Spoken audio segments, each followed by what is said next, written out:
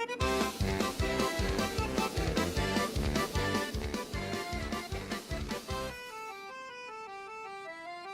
spin in circles, I scream to the void. I'm born in oasis, my rage is employed. A storm in my chest, it burns and destroys. Dance with the chaos, spin till you fall. It burning screeches, the end of it all. Round and round until we crawl. This is the inferno, the polka brawl.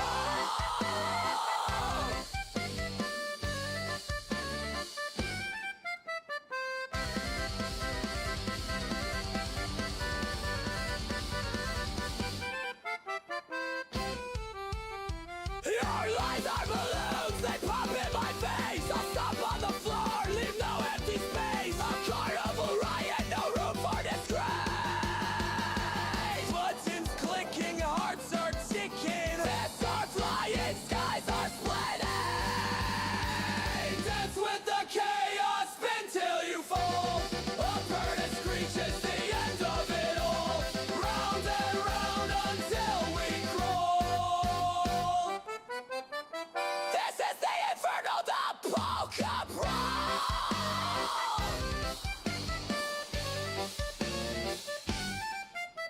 The tuba's a demon, the snare drum's a beast. The accordion of fury will never be ceased.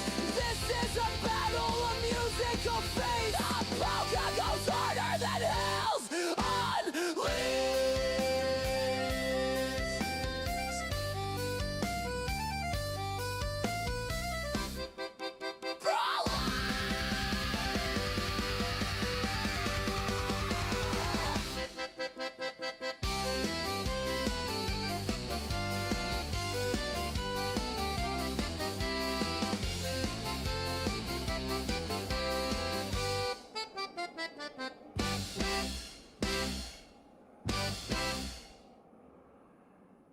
What's going on, everybody? How you doing?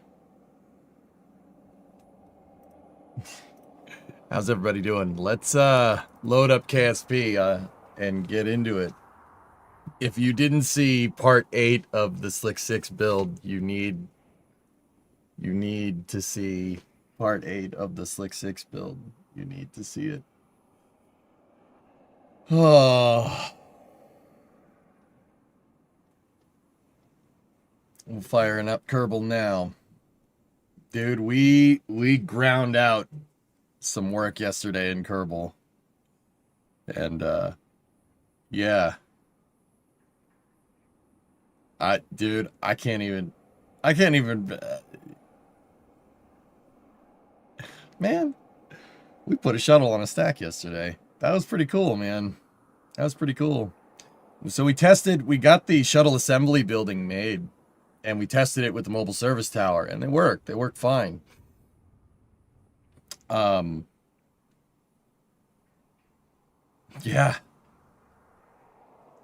Yeah, a little late today on the stream because I stayed up too late playing Kerbal. But hey, you know, that's not a bad problem to have. Yeah. That ain't no bad problem to have, so we'll see. And did you see the Rocket Lab Ghost announcement? No, I haven't seen it.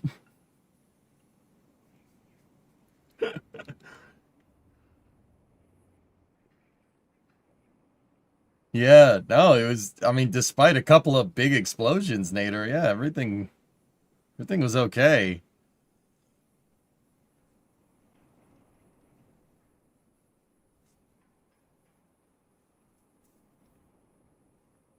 Oh, that's good, man. 80-mile-an-hour wind, yeah. Let's play more Crane Bowl. Crane Bowl space program. I like that, TJ. Oh, my goodness. So, yeah, if you guys didn't see, I tested the SAB and the mobile service tower on the launch pad. And despite me breaking some things here and there, I did get the shuttle up. We turned the whole thing vertical, let go of the second crane, picked it up, and put it onto the stack. And now the stack is sitting there. It's sitting there, and we'll check on it. We'll see what's up.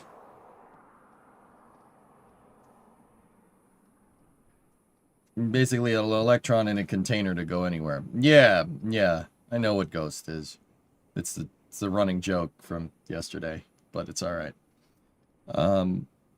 Yeah, I think KAS was the right move in lieu of making crane parts. So, I mean, that's what I said when we started making those crane parts, that it might not come to anything. But, you know, I wanted to explore that option, and we did. And it's good. Chances of a test flight today.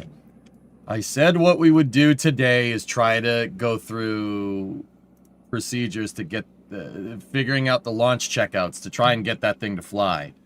I am not 100% sure how well this is going to go.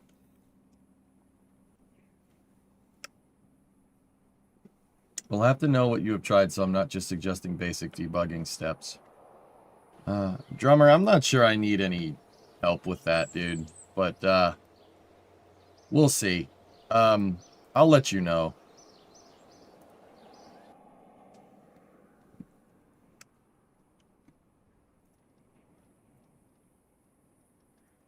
The Falcon 9 landing was a little sketchy today.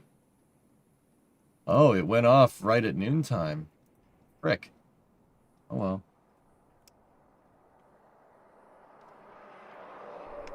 So, Drummer, what I'm going to try to do...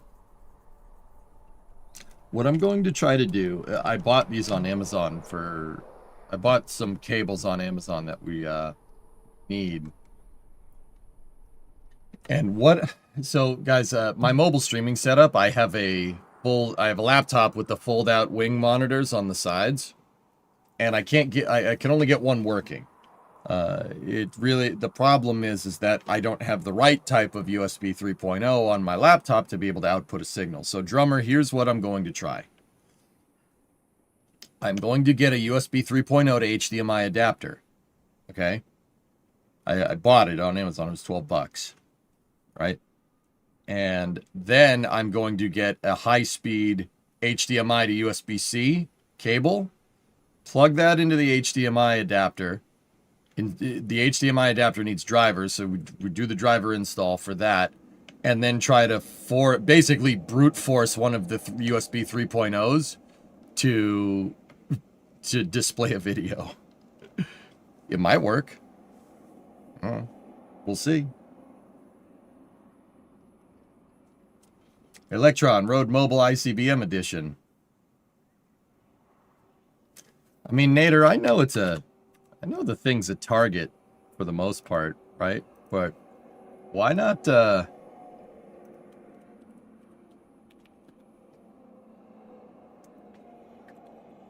why don't we go around... I don't know why a small sat company doesn't go around doing something like this.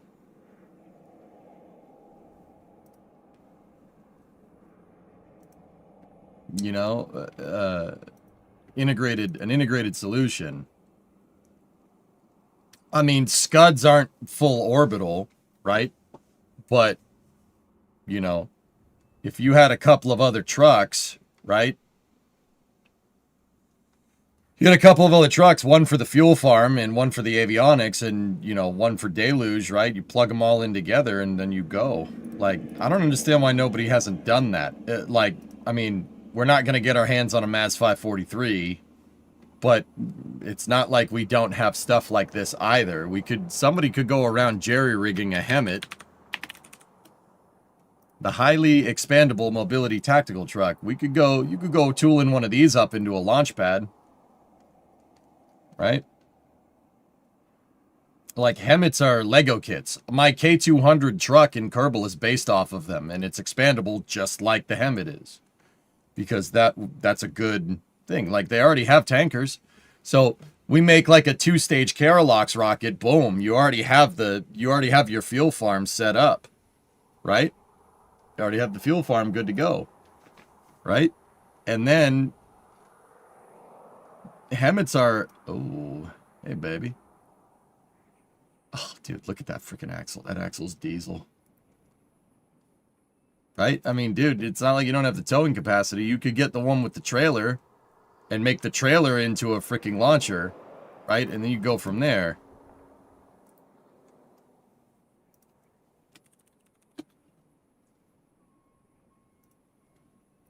No, you need... Like, I don't know why people aren't offering this as a small sat launcher solution. You just buy two M978s. Use one for locks and the other one for kerosene and go. Finally buying that Hemet? No. No, it's just... Ooh, Hemet cab. Neat. Yeah, there we go. See, the one with the trailer, make the trailer into the launcher and freaking send it. That guy. There's a specially made trailer that's super freaking heavy that's designed to hold a damn tank on it. Right? We convert that sucker. We convert that sucker right into one. Right? Actually, I don't think the trailer would... I think the trailer would be too light. You'd need to have the truck attached to it. So we would need the three-wheel Hemet. That guy. There's one that... not a 4x4, a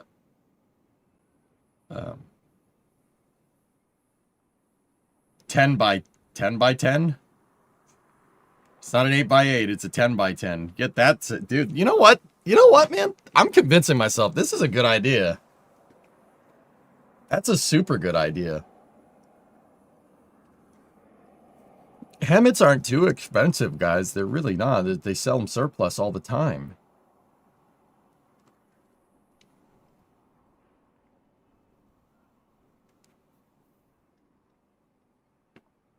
And look, they can carry volatiles too. Hemets can pull volatiles, so you could make a locks tray for this thing.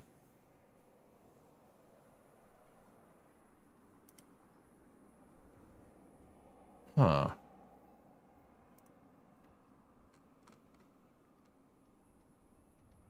There's got to be a good reason why no one has done this. So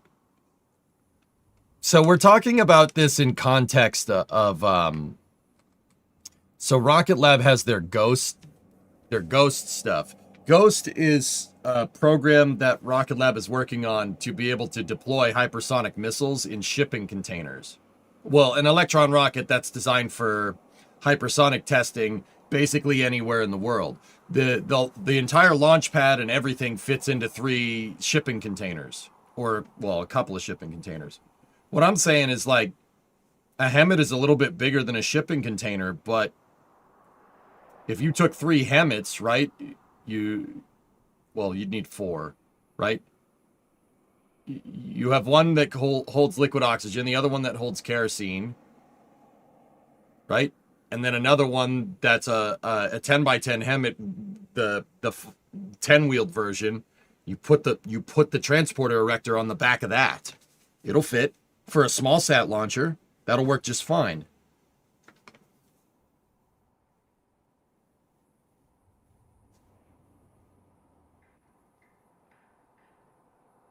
There was a rolled-mobile version of the Minuteman called the Midget Man. We never implemented it. The Hemet was derived from that program, though.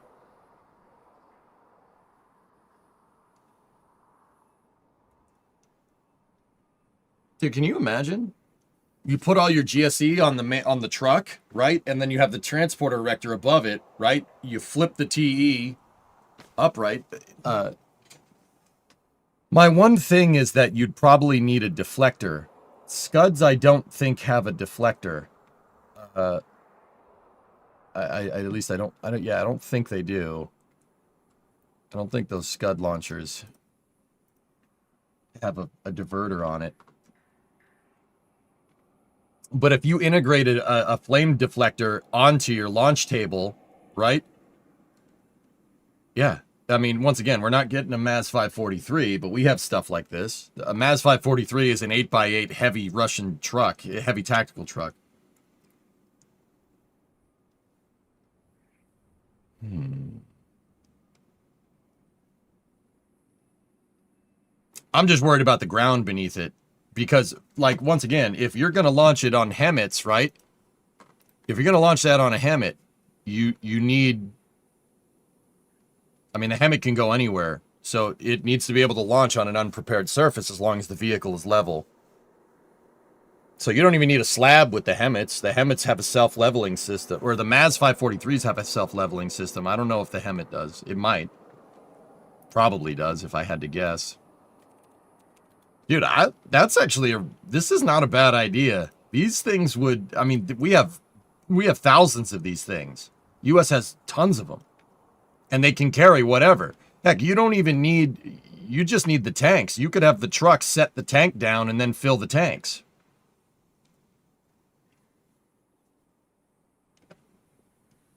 Russia invested a lot heavier into road mobile systems, whereas we focused on submarine ballistic. Yeah, exactly. Yeah, I mean, if you go and hide a bunch of missile launchers out in the Siberian wilderness, yeah, it's going to be a pain in the butt to get them. No, I see why they do that. Like, I had a Russian dude tell me once, a regular viewer tell me, like, the reason why they have no interstate highway system over there is, or interstate highway system, is because they're afraid that someone's going to use it if they try to invade. And they'll use it to get around Russia quicker. Which is, you're supposed to do the opposite. You know what? Whatever. Don't tell them. Don't tell them. It's fine. But yeah, I mean, so everything is like off-road. Didn't you build something like this in KSP? Yes, Intaris. I used K200s to make a small suborbital launch vehicle. I basically built a civilian Scud launcher that launches payload on a high suborbital trajectory for scientific research in-game. We farmed science points with it. I forget what I called it. But yeah, absolutely, I've absolutely done this. I'm talking about doing that in real life for hypersonics. That's...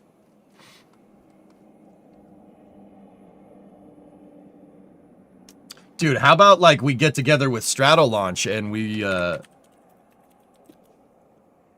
get together with Shuttle Launch and we make a launcher that launches Talon A.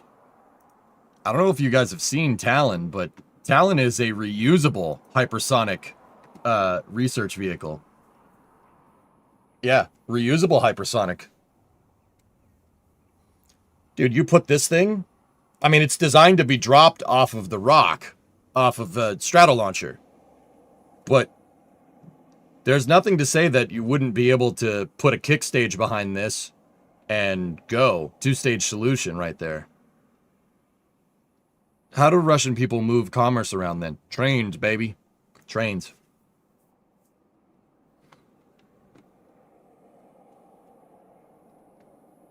These are the ones you had? Let me see, goalie. Dude, I mean... There's a reason why no one... Nice name. There's a reason why nobody's done... This guy. That's the one I'm talking about right there. The 10x10.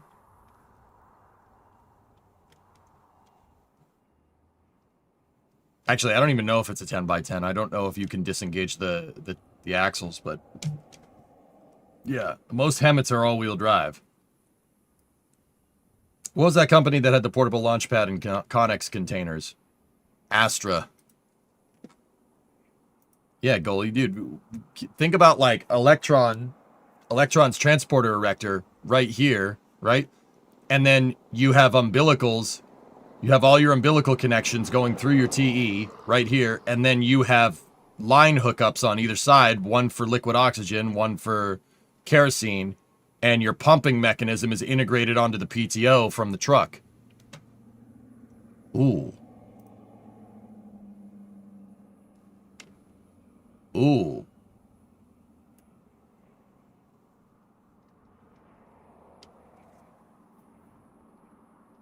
It's a good idea.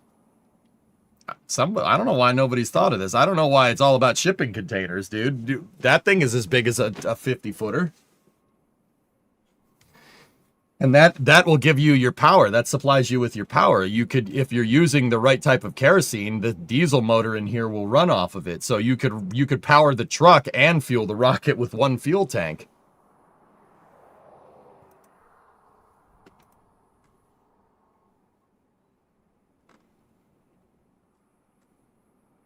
You just have to go making a hypersonic test vehicle.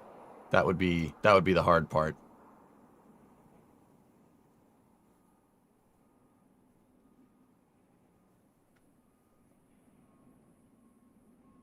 Using the truck's PTO for pumping propellant is brilliant. I mean, I don't see why it wouldn't work, right? If you're pumping a small sat, it's not going to take too long to get it filled. It's a small sat, or it's not. It's a suborbital vehicle.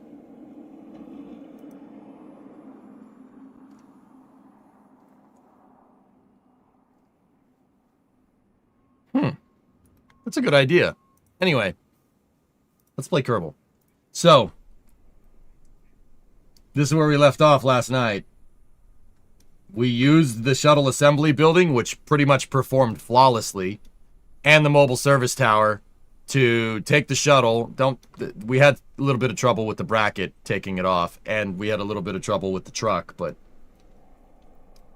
we picked the shuttle up, verticated it, put it, and attached it, and it didn't break. I'm still kind of shocked that it didn't explode.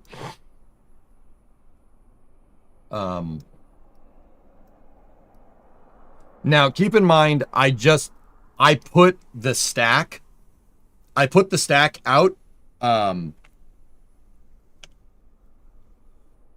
with the external tank and boosters still just mocked up. This technically is a mock-up stack. I don't think it's going to work, but that's what we're going to try and figure out today. Call DARPA with your concept. Yeah.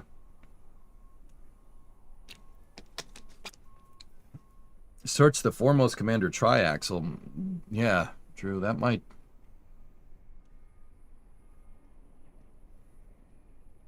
Interesting. So, guys, like, here's my big thing. This is a mock-up. This stack is a mock-up. It's not... I never designed it to fly. This was only to prove out the logic.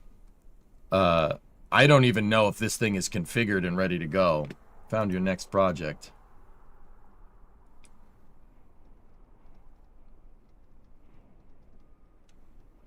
Oh, for Pete's sake.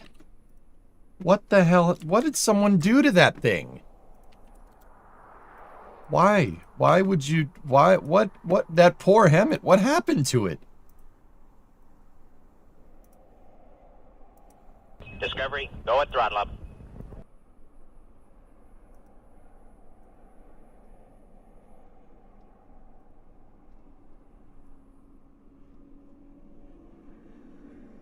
Sawyer, Tier 3105. What happened to it? No, there's...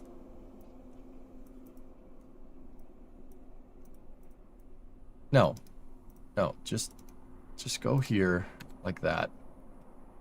Look, there's one that's not in pieces. Okay? Here's one that's not in pieces. That's the same price that works. Yeah, its inflator system is not happy, but whatever.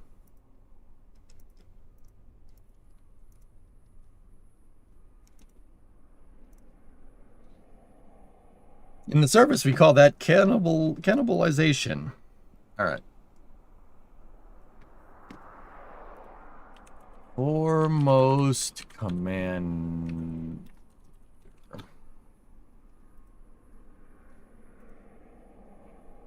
Oh yeah. Yeah, something like that, dude. Yeah, that's not a bad idea. Yeah. Let me finish my current project before I go snooping around for other things.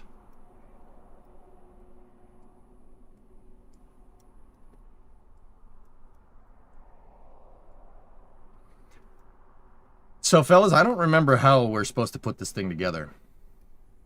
I'll be 100% real with you. I don't remember. I don't remember what we need to do. And I definitely, whatever I did, I definitely didn't design this to be configured for launch with the shuttle attached. So I know you guys want to see this thing go, but I don't really remember what we were doing. Didn't take notes. I didn't really kind of solidify anything. I mean, gals, it's me. I don't take notes. I just remember. I didn't really... The reason why is because I proved that you could do it, but I didn't really have any system like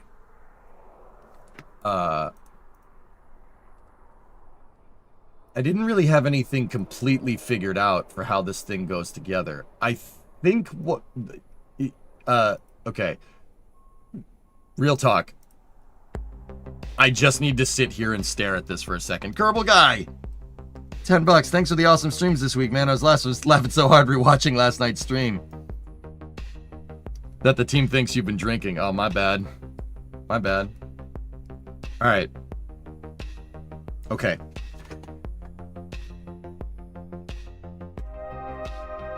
Put my phone down.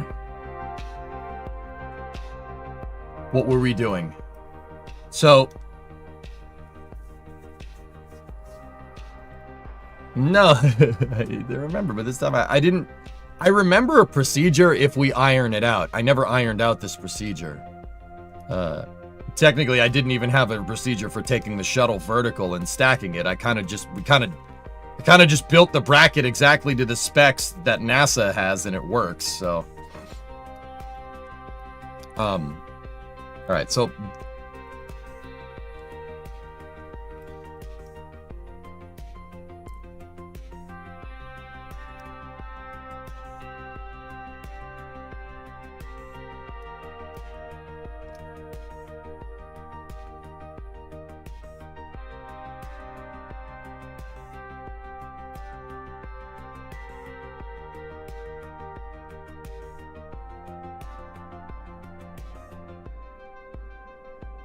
I'm thinking, is this locked out?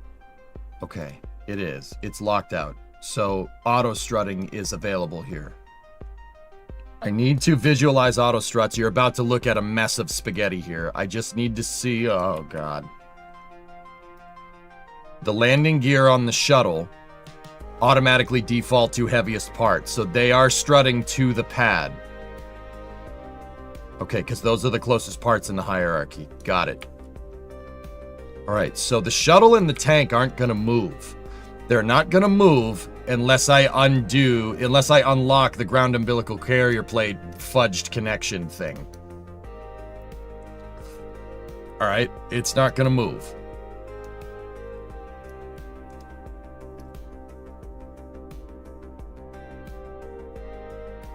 Now, the SRBs are attached here. That's how I attach them in the editor through their aft points. We do not want them attached there in the editor on the points like that. We don't want that. We have to make sure that their primary docking port is the external tank.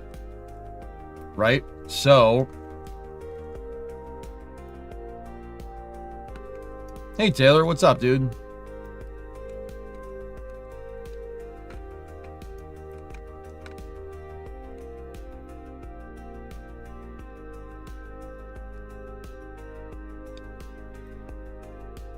So flipping the hierarchy on the SRBs is what we have to do here.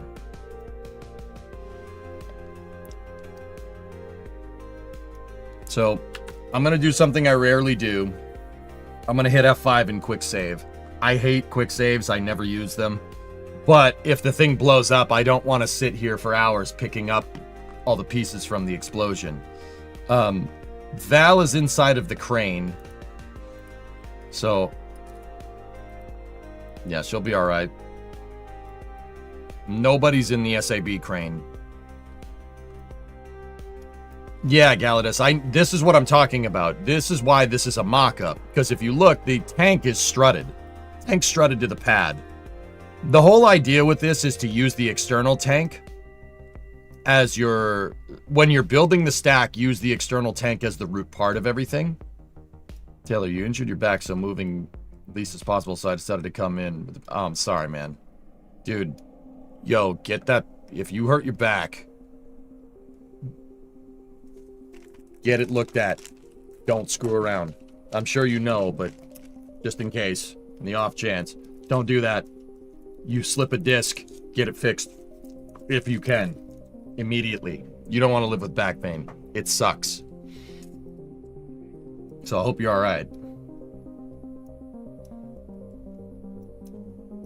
Hey Vargon, woke up and saw the short. The whole thing is absolutely nuts. It's pretty cool, man. So what we have to do here is, well, I have to hit the undock on this and hope it doesn't blow up. So,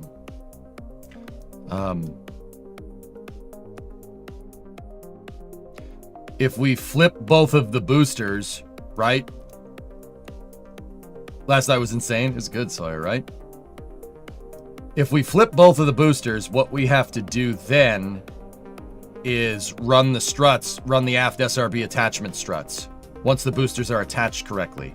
See, you shouldn't do this.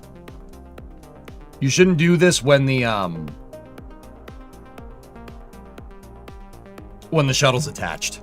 So we need to run a strut there. We need to run a strut there, and then we need to run a strut there, and then we need a strut going from the I-beam to the fuselage of the orbiter right there. The monoprop tank is your fuselage. I'm using a monoprop as a structural. The monoprop tank is a structural carrier back here. So we need to run a strut from here to there. But guys, something that I've been figuring out is that like it doesn't. The engineer attached struts, it doesn't like them for some reason. They wobble around. We ran into that problem. We ran into that problem a lot during the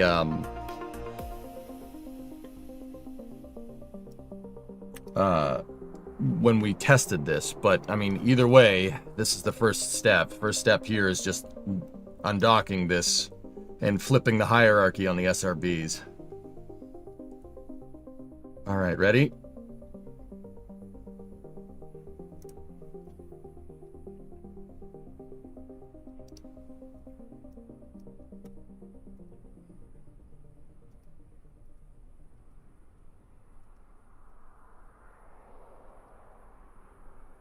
Okay, we're registering an undock.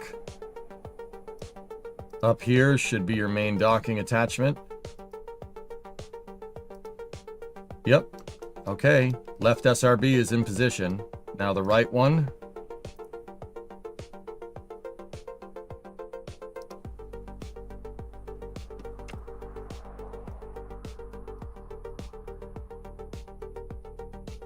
Let's verify the docking port is in position. And we have an undock. Okay, that'll be good for the flight sequencer. My flight sequencing system will pick up if the SRB needs an undock. It didn't pop.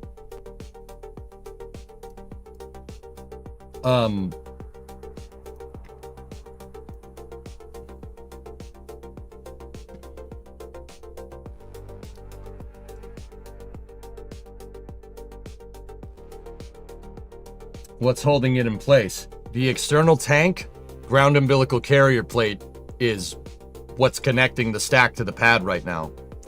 That's the docked connection. The physical connection here is same vessel interaction. So the SRBs are sitting on their pedestals just like they would be in real life. But see, this is why this is a mock-up. This isn't going to give me good data because I have struts holding this whole thing together. This is what I mean about it being a mock-up. I put a set of struts in there so the tank wouldn't move around. Yeah, I guess, Kyle, that's right.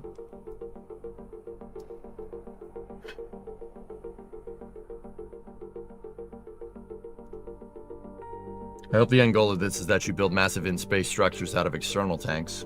We could.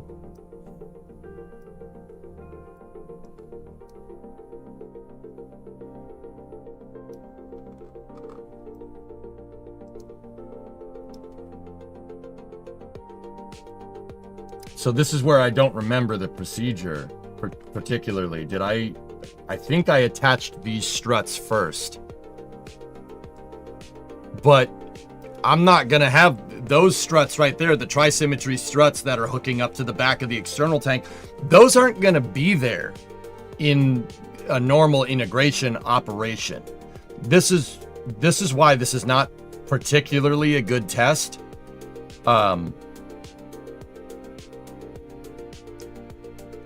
And that's why this is a mock-up. You know, because the tank is basically held in place.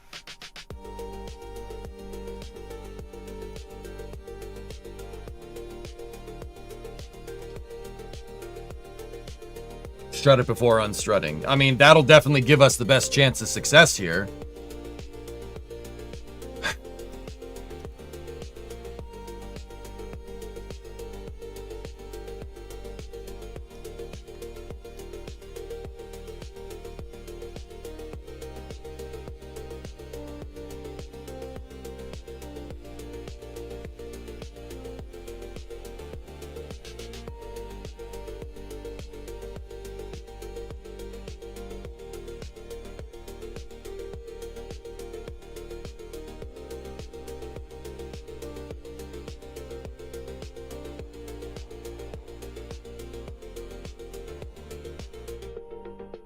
Congrats on the shuttle. Thanks, sorry, when this was a pipe dream.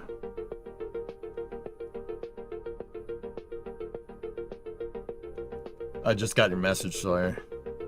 That sucks.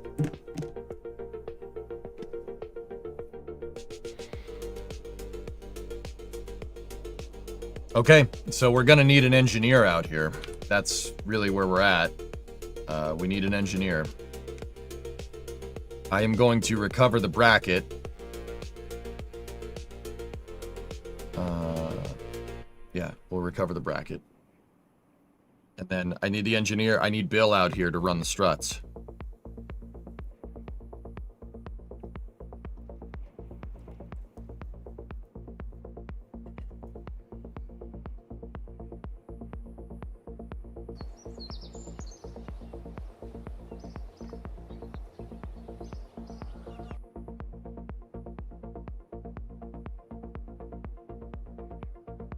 What is the docking port on the back of the external tank for? In real life Antares, that's the has gas vent line. Hazardous gas vent. It's the ground umbilical carrier plate. What it's designed to do is vent hydrogen from the gaseous hydrogen, get gaseous hydrogen away from the external tank.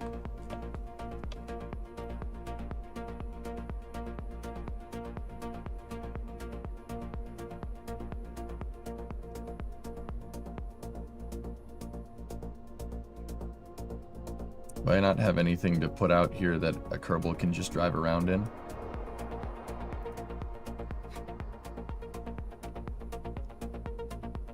So in this, Antares, on my pad, that's what's connecting the stack to the pad. That's the physical, well, that's the hierarchical connection. The physical connection is the shuttle just sitting with same vessel interaction on the pad.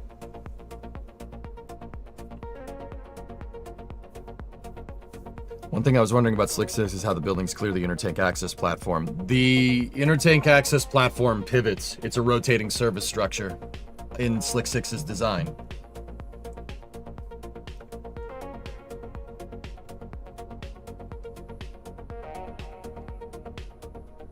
What, no over-engineered pickup truck? I'm sure I got something in my bag of tricks here.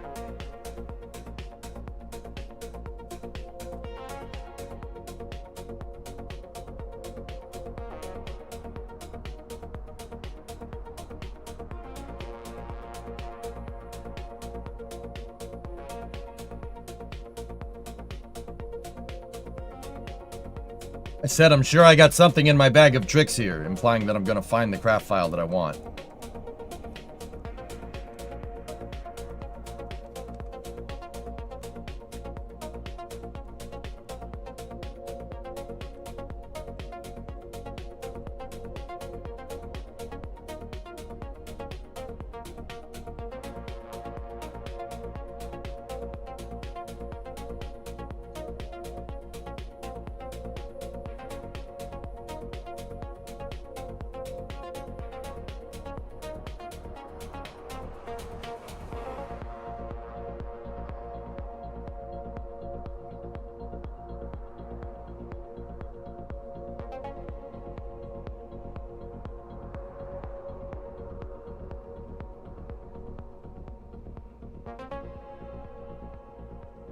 You know what? Just use this. It's not, you know, it's fitting. It's a mini crane.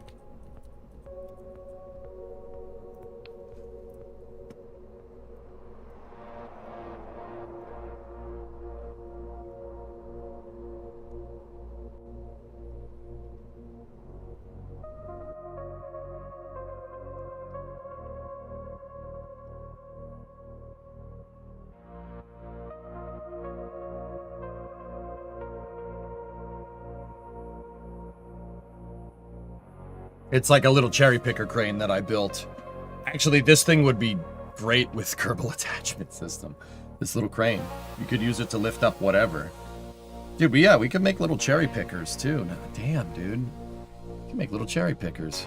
You just pick up whatever. Hello?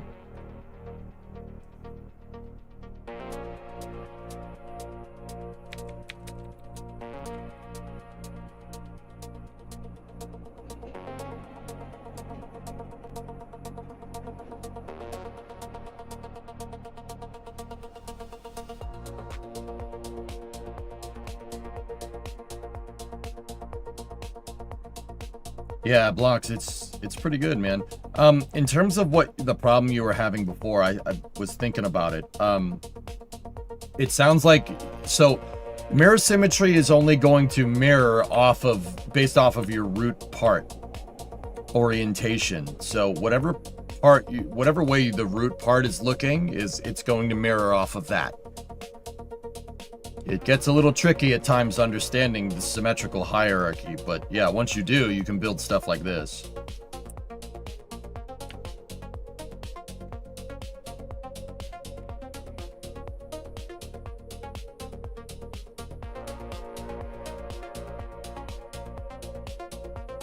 What's the FPS for this game? Oh, our frames per second is fantastic right now, probably 120. It's the simulation that takes time, Duffy, because it's a game from 2013.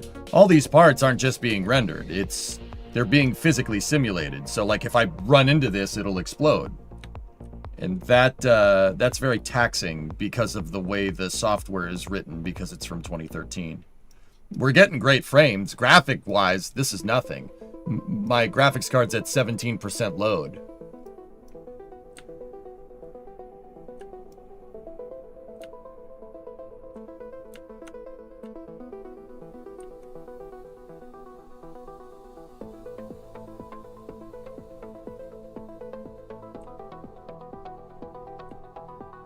Gonna add the winch taglines to the SAB.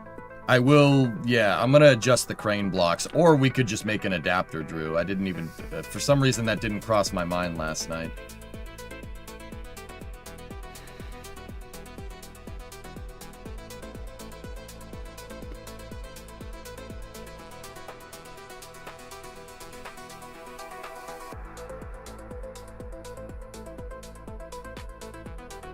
But yeah, we have probably about 2,500 parts in the scene right now, so the fact that Kerbal is even like breathing correctly is kind of or even working, albeit slow, is pretty dang impressive. It's a testament to the computer.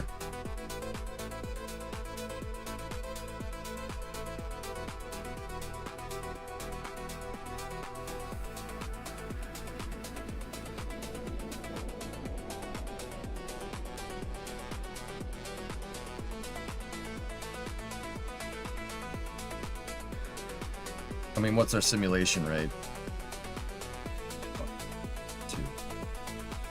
It's about 50% simulation rate with 2,500 parts. That's pretty good, man. Is that a gear made of thermometers? Hinges. Hinges made of thermometers, dude.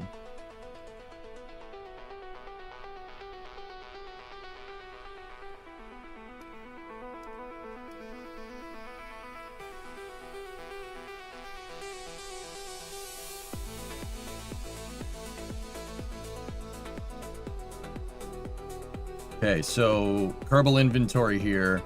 What we need to do when we're in inventory mode is do not move the Kerbal around. Bill cannot move when we're running struts. If you try to run a strut while you're moving, the whole pad will try to move with you. Not good. Do not, anytime you're doing Kerbal construction in KSP, like you need to run a strut or you need a part, do not move the Kerbal. Take your hand off of the WASD keys or else it's going to blow up.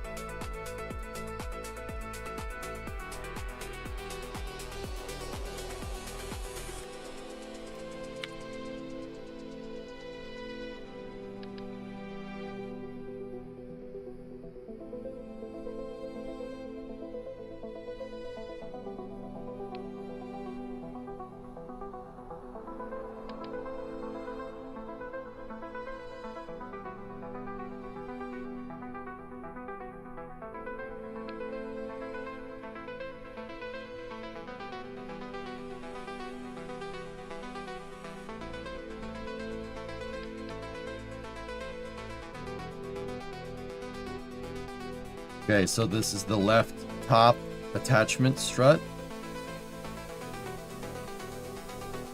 Hands off the WASD keys.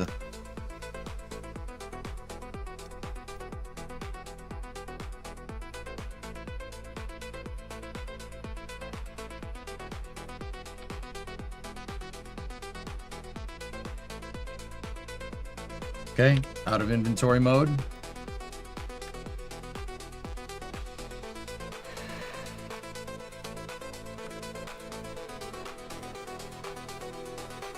Back into invo mode. Grab a strut.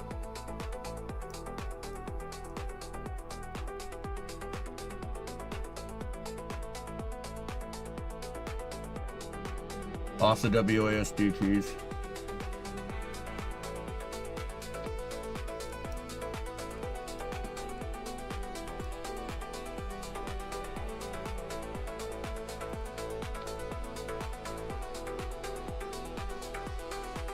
Okay, hands still off. We can run it. All right, so I just need to WASD to rotate this into position.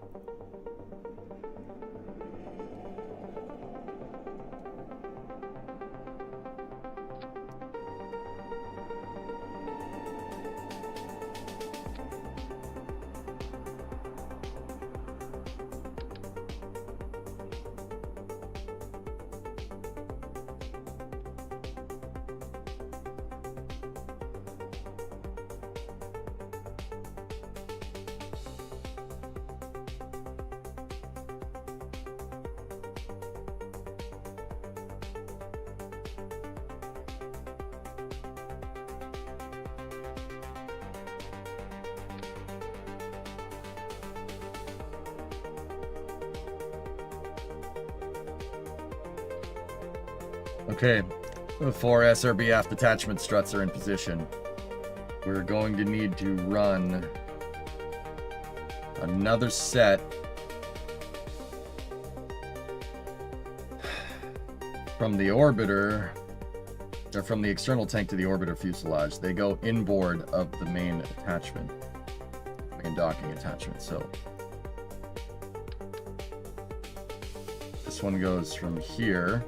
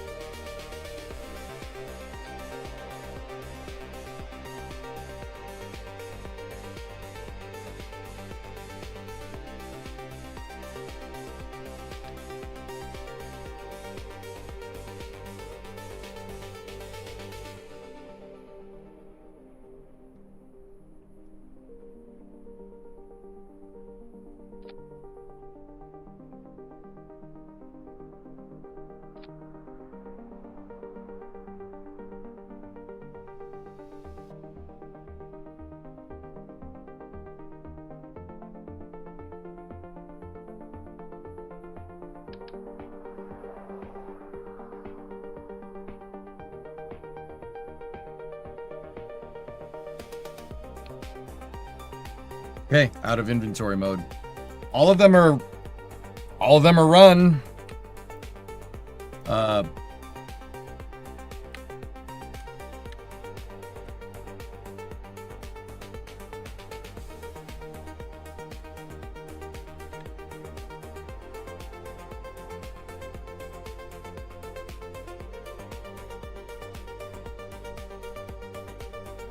The next step would be to undock the 3 mock-up struts, which once again, the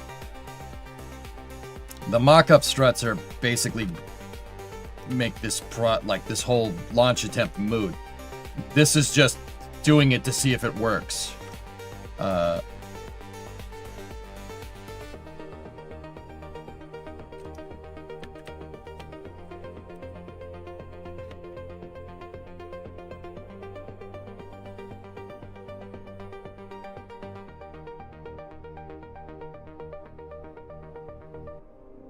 How did you get KSP running this smooth?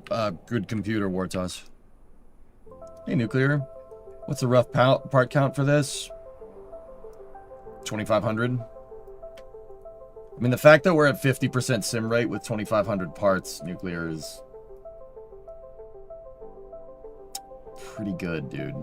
Yeah, it's pretty good. It's pretty good.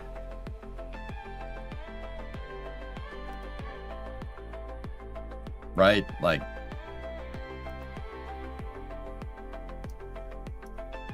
okay. We can recover this or just back it off. Hey, Nazalik, what's up?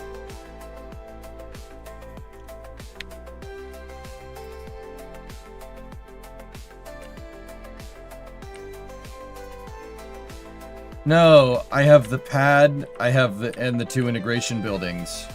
Yeah.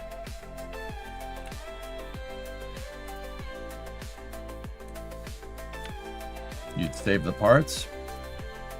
I don't think however many parts this is going to make that big of a difference, but alright.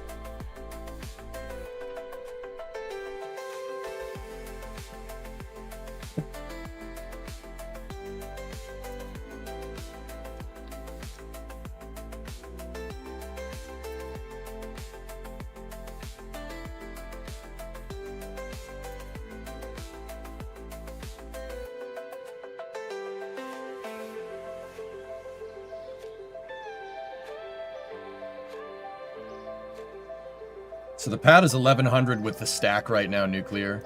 The SAB is 640, the MSD is 438, and the transport vehicle, the Kometo, is 126. So that's about 700. Or no, 1700. Excuse me. That's 2100. Yeah, 2300 parts. Once again, the fact that we're getting 50% simulation rate with over 2,000 parts is a testament to this computer that you guys built. It's bananas. That's ridiculously good. Like, the game gets green simulation up to like 800 parts, which is insane. We could have only dreamed of that. My other computer basically Rusty went out of the green simulation basically around 300 parts. This thing does it around 800. Still need the service tower and payload integration. Don't remind me. Okay, so guys, the next step here, I'm gonna quick save us again because we made it past that milestone. The next step here is to undo these struts and see what the stack does.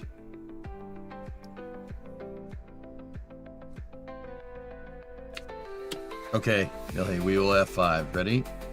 It's probably not going to do anything because of the auto struts, but we'll see. If it doesn't do anything, that's a good sign, because that means we don't need them, necessarily.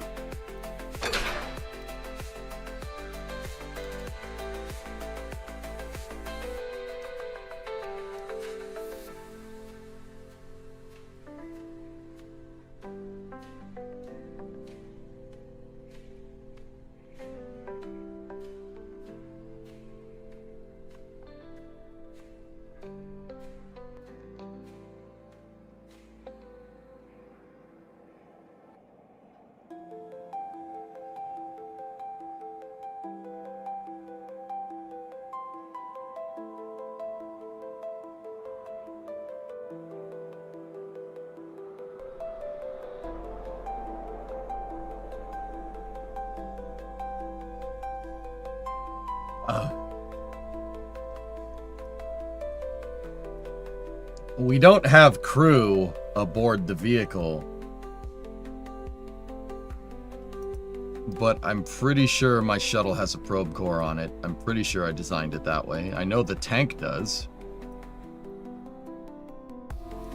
The batteries are there. Fuel cells are there.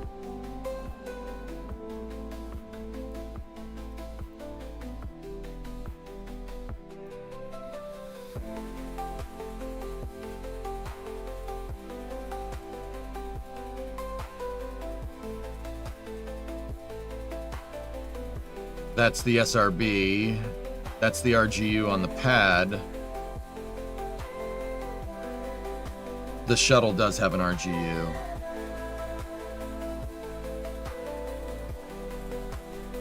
Let me just be absolute. Wheel authority? Oh. Gross.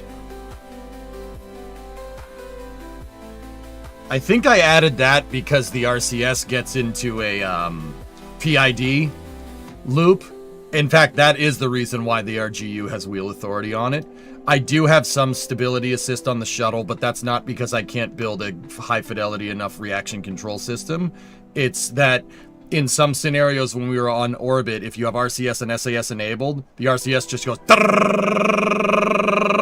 and you just bleed off monopropellant, and I don't want that. So there is, I did put wheel authority. I remember I put that on there to isolate it so we wouldn't have so we wouldn't be bleeding off reaction control systems. Fuel. Is the shuttle fueled? Shuttle is fueled, yeah. Okay. I guess the next step here would be to see if we can top off the tank.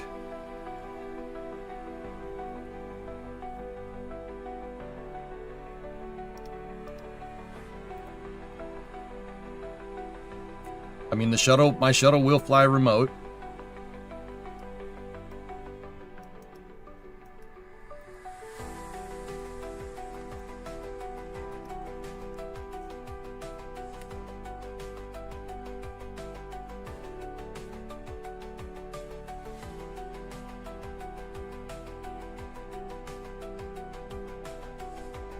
Okay, that's the top tank. Oh, hey. No. Pin the tank. Okay, that's the top tank. We can get rid of the debug menu. That's the cone tank below it, the S3, S4 adapter. Flow priority on the tank is correct. And then there's an S4 128.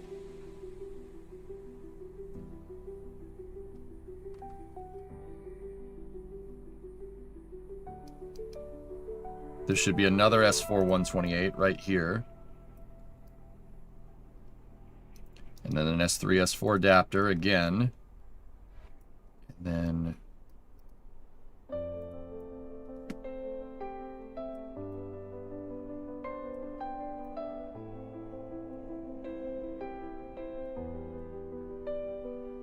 Okay. I mean, we don't have a crew access arm, so this is going to get launched. It's going to launch. Oh, no. We should fuel the SRBs first. Yeah. Should fuel the SRBs first. That was stupid.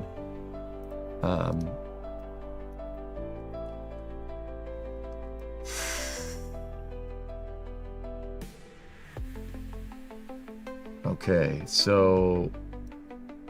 Yeah, we're in stack configuration, so... SRB fueling, we need to take the thrust limiter, and then we need to invert the thrust limiter, copy that curve, paste that curve, and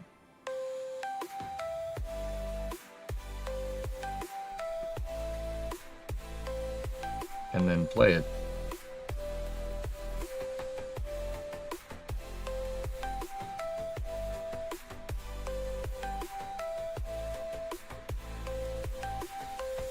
Oh, we need to activate the engines too. Okay. Ready?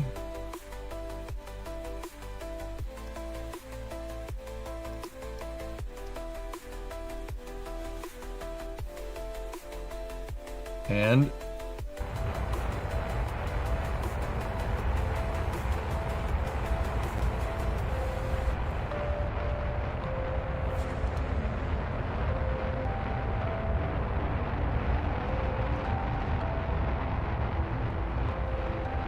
Okay, that's going to take a second.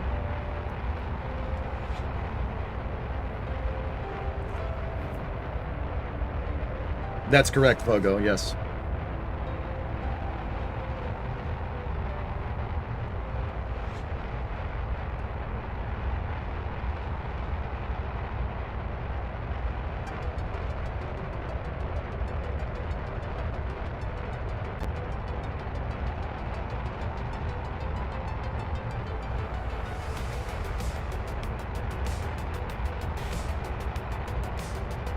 I can make it go faster, guys, but I don't want to,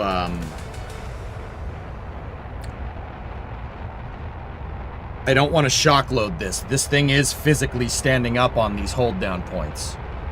We do not want to shock load it.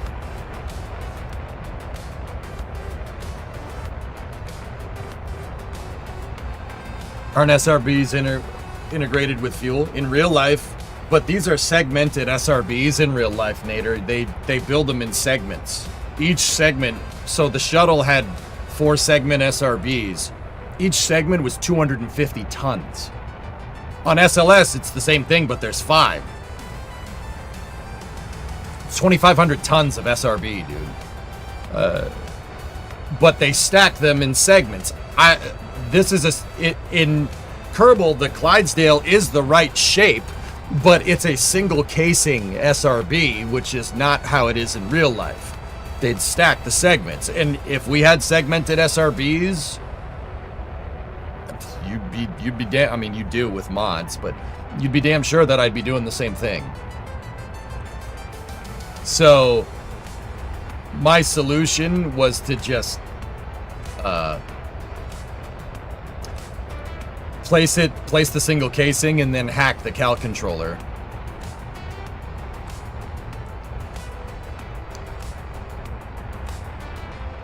Is the name on the side of the orbiter anywhere? I don't believe I have this orbiter named anything. It's just EJ.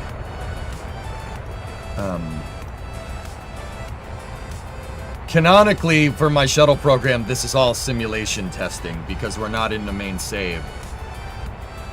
When are you going to make your own segmented SRB? I don't know.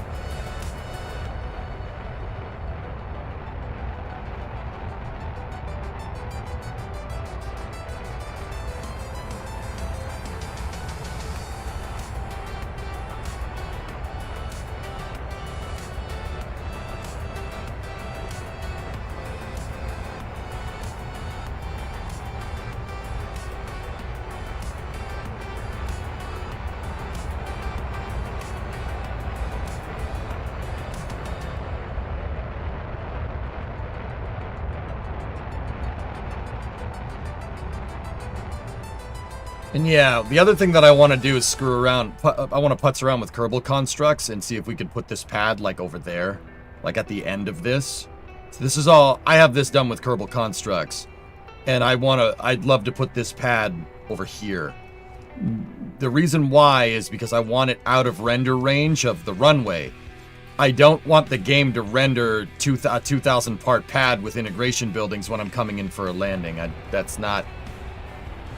It's a good way to crash. So if we can figure out Kerbal constructs and get it to spawn the pad like over there, that would be clutch. That would also open up so like I could put an OPF, like an orbiter processing facility somewhere. Like preferably I'd like the whole pad to be way over there by the coast, but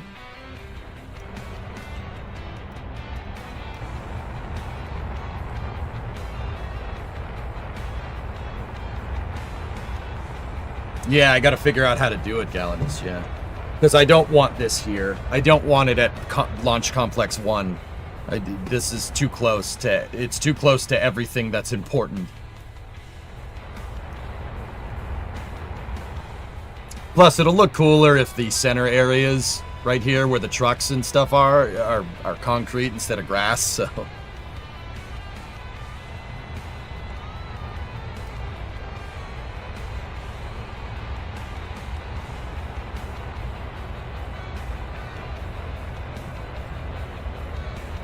Use the universal spawn point. It's simple.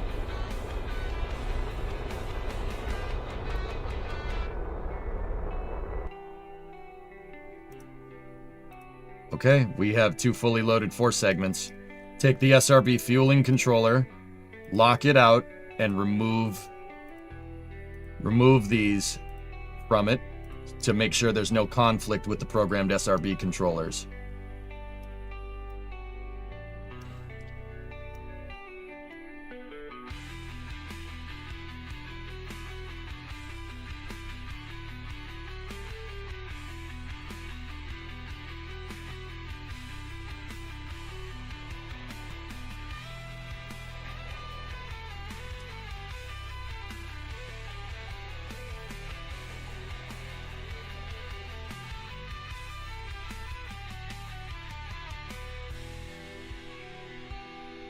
Okay, let's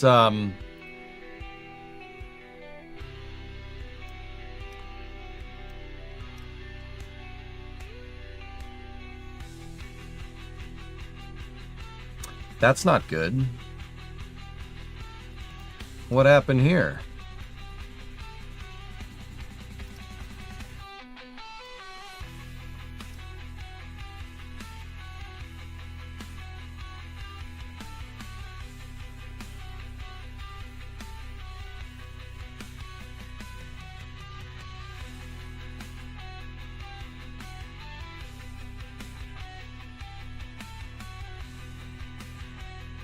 Huh.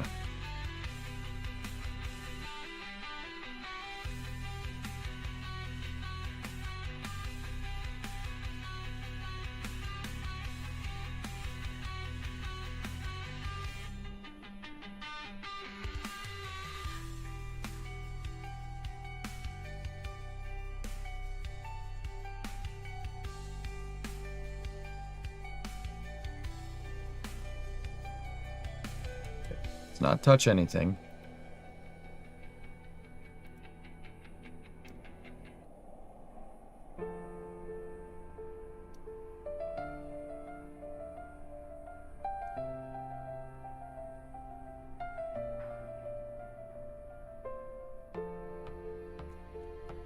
This is why this is a mock-up stack. I know what happened.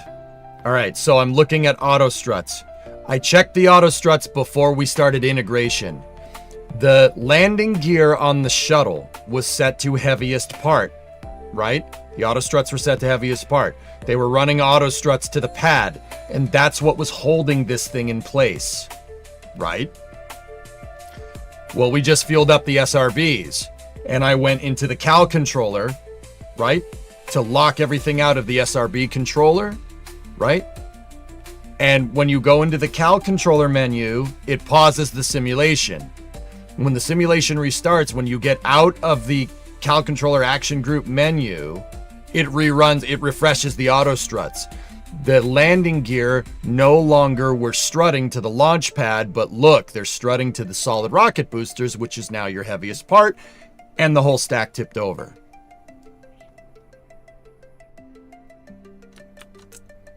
The fact that it didn't pop is actually pretty cool, but that's the problem there. It just reconfigured my auto struts on me, and it's stretching my pseudo ground umbilical carrier plate. What we could do is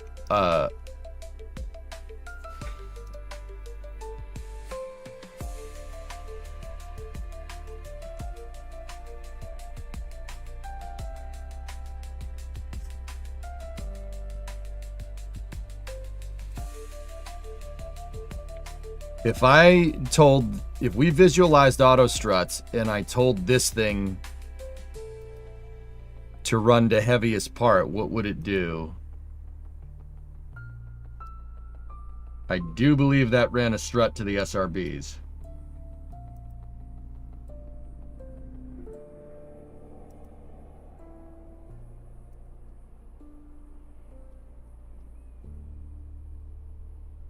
It did. Okay, so shut off auto struts. So I have two tanks on the pad that I have now run to this.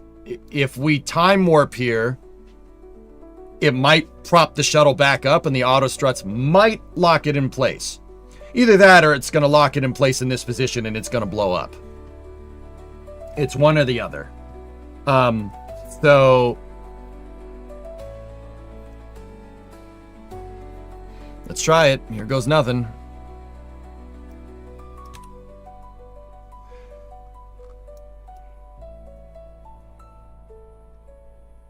Okay, so why did that happen?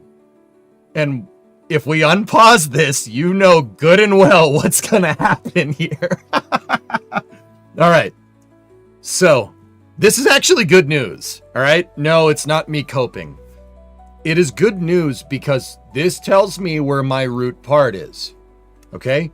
So, part of, if you ever build your own launch pads, dudes, if you ever go to do this, you ever go to try this, You want to control your launch vehicle when it separates from the pad, right? In order to do that, you need root part to be on the launch vehicle. Now, you guys tell me where you think the root part is on this. The whole pad straightened out, but it oriented to the root part, which is the shuttle cockpit. Yep. So that's good news. Not for this, not right now. That's not good news. If we undo this, it is going to cause one hell of an explosion. But that proves that's a good thing, because that proves to me that my hierarchy is correct. The other thing that's in the particular case of the shuttle that is important, right? Root part, the first part placed down, is that control is defaulting to the shuttle, meaning when I go to launch it, when I separate the SRBs, it isn't gonna stay on an SRB and let the shuttle fly off into oblivion. I'm just gonna load the quick save here. I'm just gonna load the quick save. So, knowing what we know, let's see if it reloads it correctly. Quick saving and quick loading, I don't like it. It can break things.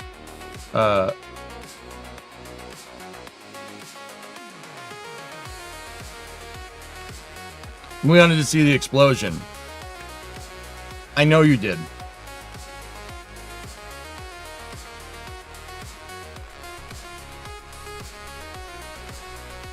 Guys, you can call me a wimp. I don't have the heart to see a shuttle stack explode on the pad. I'm sorry, I just don't. You can hate me all you want, that's fine.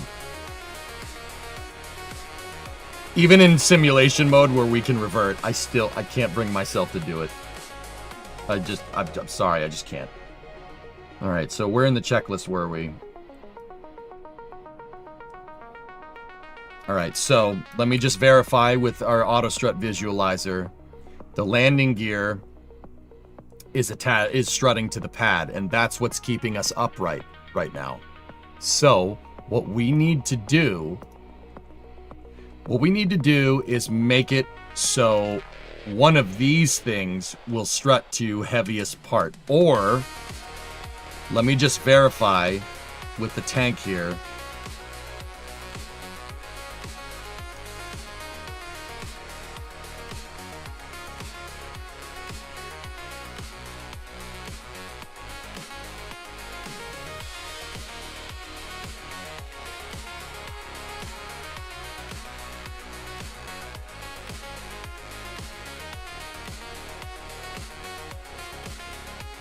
If we go root part,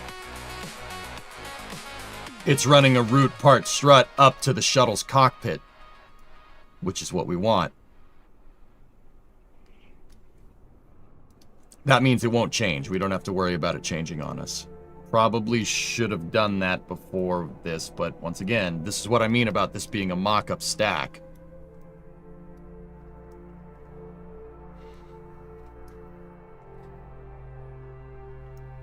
Thanks, Master Quack. Okay, so I set that. Wait, which one did we just set to root? What the hell?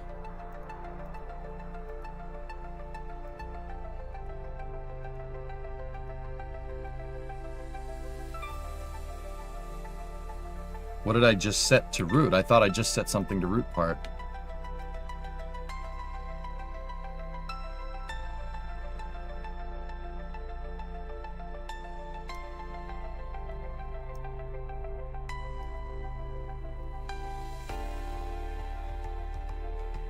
The 37 structural tube is set to root. I set that, the SRB mounts, to root.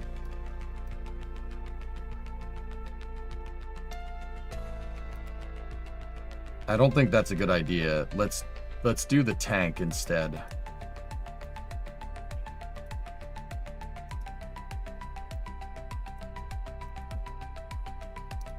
Okay, let me just verify that those struts are run to the shuttle. Okay, cool. All right, let's do SRB fueling again. Actually, the first thing we need to do here is undo this. That shouldn't change anything.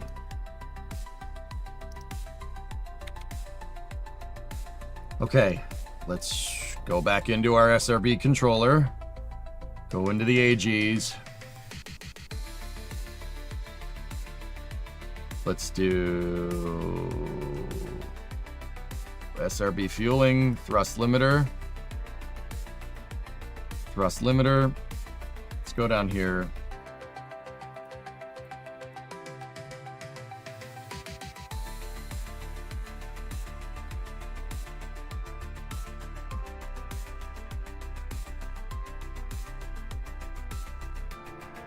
All right, activate the SRB. The thrust limiter is set to 0 right now. Now we take the controller, move it into the 2.5 position, verify that the SRBs are loading.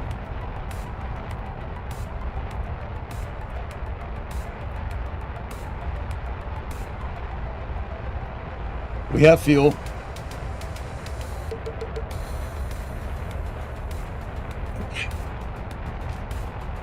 So a little bit on hierarchy, guys. The root part is technically the master part. In the SPH or the VAB, whatever part you place down first is the root. That's the master piece. Every other piece is connected to that, just through other pieces, right? That creates a hierarchy. So you have root, and then you have, in hierarchy naming conventions, you have root, grandparent, parent, child, right? So your root part is up here, right? And then you have the child part under that, child part under that, child part under that, child part under that. Think about it like a family tree, okay? Your great-great-great-great-great-great-great-grandfather is the root part, right? It works like that. So every part that's downstream, so to speak, from your root part is a child part. So that's why when you go to the SRBs, one of them has a strut disabled.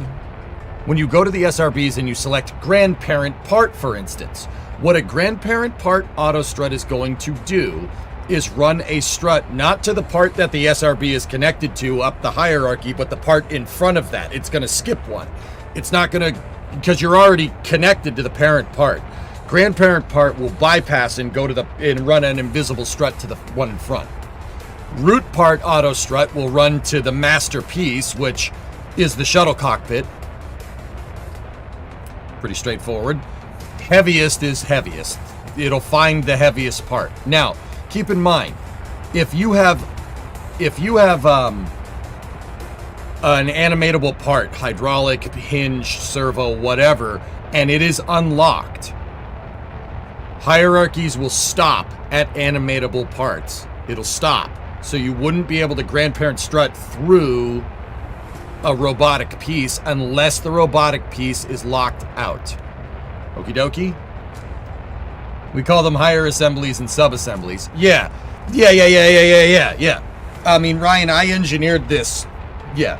If we're going to talk aerospace terms, yeah. It's built in sub-assemblies. When I build stuff, we build it in sub-assemblies. Heck, I built my station. I used my shuttle to make Space Station Freedom in another save, and that shuttle, that shuttle I built out. So what I did was I built out all the assemblies for Space Station Freedom in the SPH, and then cut them up into pieces, and then put them in the payload bay and launched them. So yeah, sub-assemblies. Yeah, it works just like that. Like you have a wing box sub-assembly, and then your wing sub-assembly, and your pylon sub-assembly, and then your engine sub-assembly, right? Like on an airplane. Same idea.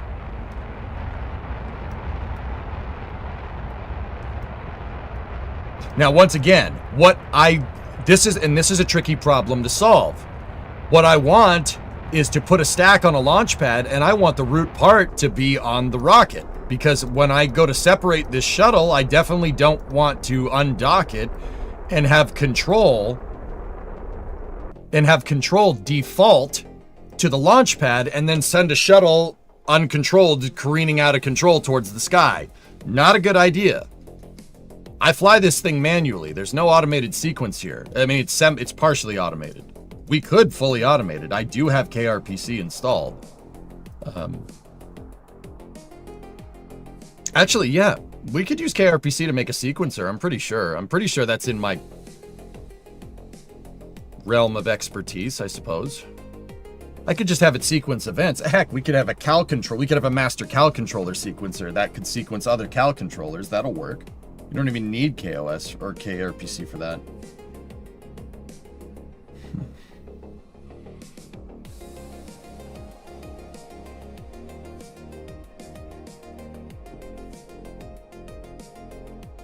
What do the big tube structures do?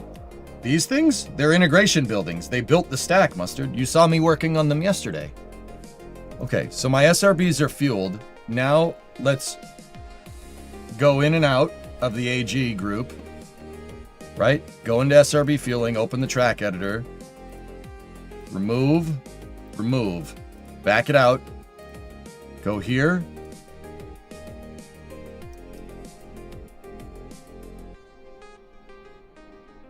Bingo.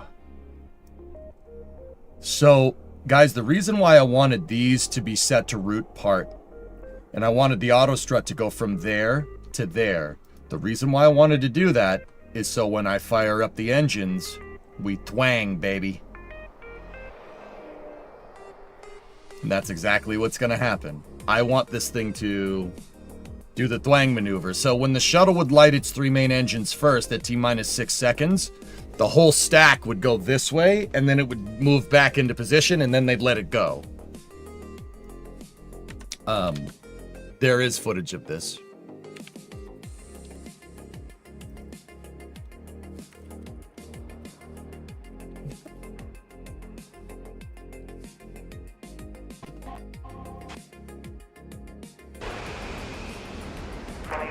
All right, so this is STS-51C. This is from The Dream is Alive. It's just a quick thing. Watch the whole stack and watch the ground umbilical carrier plate. You guys want to know why they had so many problems with the GUP and getting it to seal correctly? Watch what happens to it when the shuttle engines fire off. Just watch right there. 13, 12, 11, 10. Your goal remain engine Watch. Uh-oh.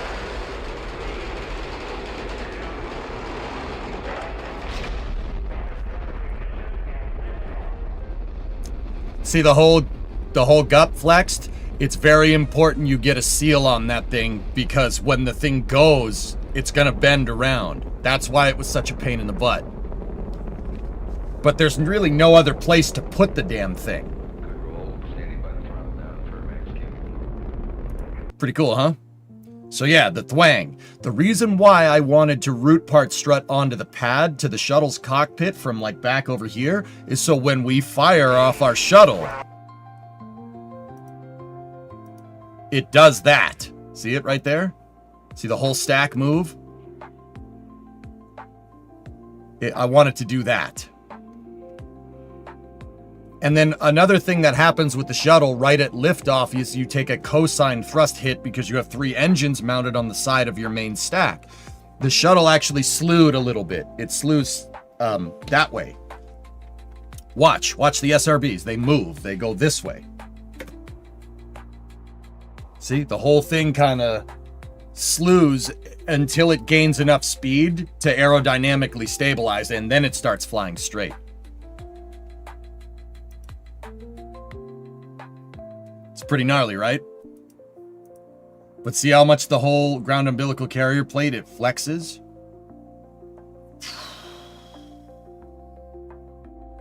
See that? You have to, that's a hydrogen vent line. You have to, they had to design for that weird freaking flex, moving the thing sideways like that. That's why they had problems with it all the time. Because, I mean, but once again, there really ain't a better place to put it. Where else are you going to put it? It has to be at the top of the hydrogen tank, and it has to be near a service structure. Pretty cool, huh? So I did that. I put the root part struts down here, so ours will do that when we go to take off. Now, my whole stack, believe it or not, is attached through that hierarchically through that ground umbilical carrier plate. But it's fine. Like the Atlas with one SRB. That's correct. An asymmetric launch. And that's also the reason why the shuttle's SRBs were bolted to the pad and SLSs aren't. With SLS, you don't have any rocking of the stack during ignition. It's just straight up. SLS is not bolted to the pad during liftoff. It's actually sitting there. It's just sitting on the pad. Weird, huh? Now, don't get me wrong. It's bolted when they move it. When they move SLS to the pad and they roll it up the thing. But when they set it down on the pad, they undo the bolts. There's no need to have a bolt there. Because the reason why they bolted the shuttle down is because it rocks. Right? They had an explosive bolt, a frangible nut, and an explosive bolt. You don't need any of that with SLS. You just need the bolt to hold the to align the SRB, and that's it. Hey, Captain Jack, 52-month resub. Wobble, wobble. All right, so we're past that milestone, which is pretty cool.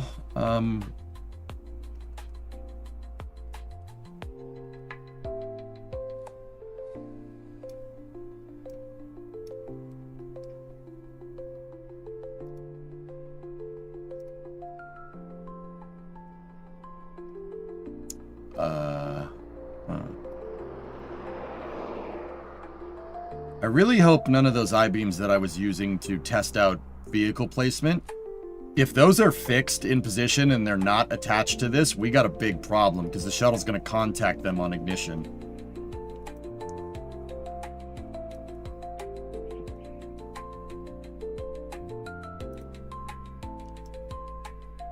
Well, we'll see. The next step is to fuel this thing, I think. I'm winging it, guys, because it's a shuttle. It's got wings.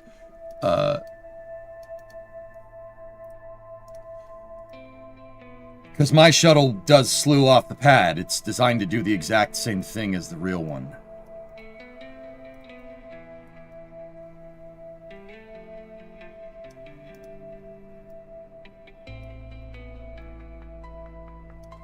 Okay.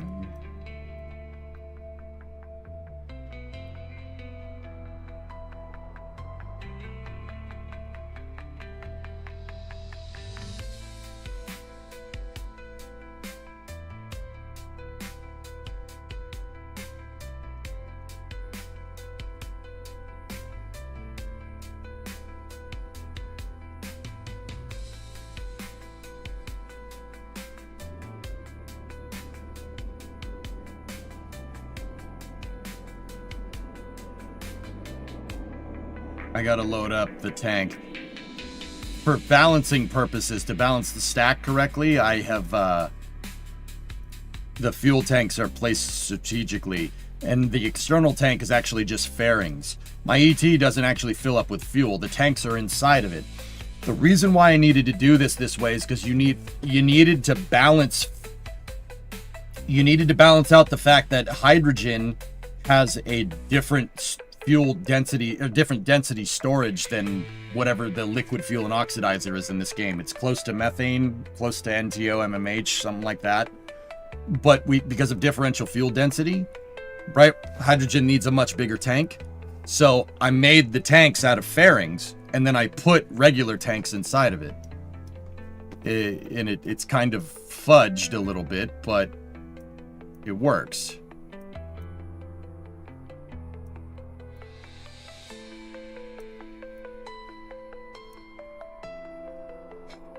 All right, so the thing we got to do now is,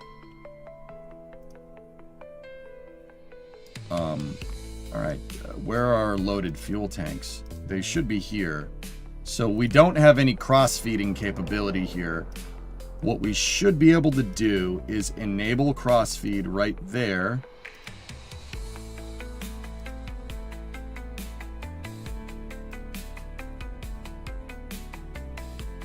And that should do it. Yep. Okay. We are go for external tank fueling. Discovery, go at throttle up. Okay, ET fueling has begun. Hey, Oz, what's going on, man? Going to the doctor, don't blow anything up. No guarantees. No guarantees there, Panther. Would you say the shuttle ignition system and Starship ignition system every similar since they use ground systems for the most part? They have a similar manner of activation, and that's about it.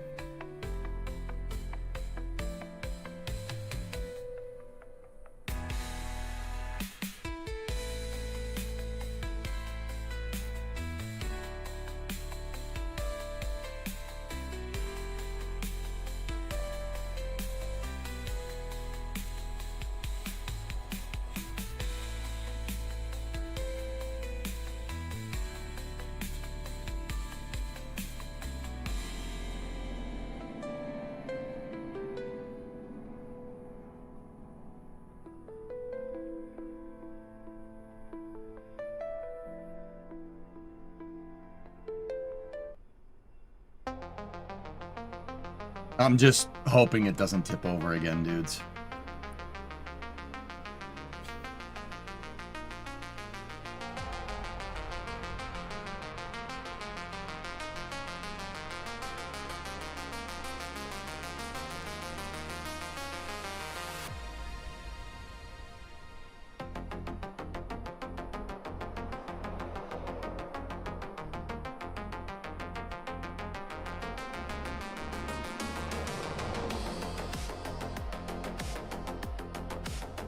Did you know that the part of the description of the Convertitron actually says that KSP rockets run on hydrolocks? Yeah, I highly doubt that. The fuel density storage is nowhere near the volume needed for just to store quantities of hydrogen. I highly doubt that. It's probably just something that somebody put in there for fun. The density storage here is similar to methane. I mean, look at it. Look at the oxidizer versus liquid fuel. The ratio. Every tank has a little bit more oxidizer than it does liquid fuel. That's very similar to Starship, which has much bigger LOX tanks than methane tanks, right? Hello, everybody.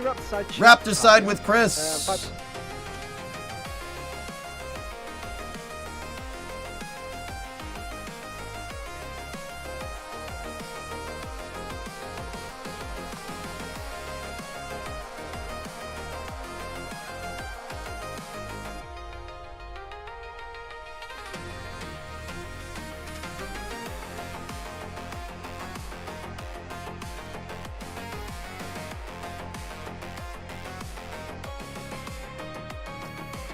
I don't even know if I packed enough fuel on this thing to fill that tank, but...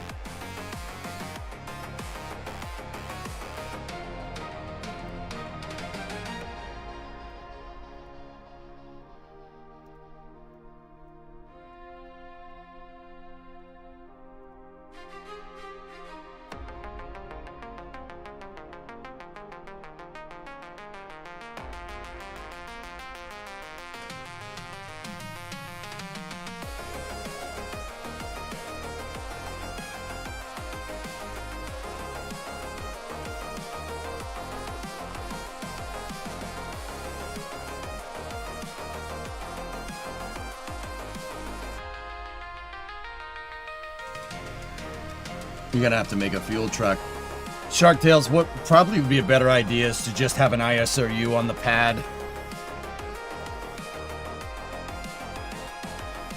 ISRU on the pad and just deliver ore. Think about it. Just deliver ore. Much easier. Or with ore in the ISRU, you can make anything. You make fuel, monopropellant, whatever. It's like having an ASU.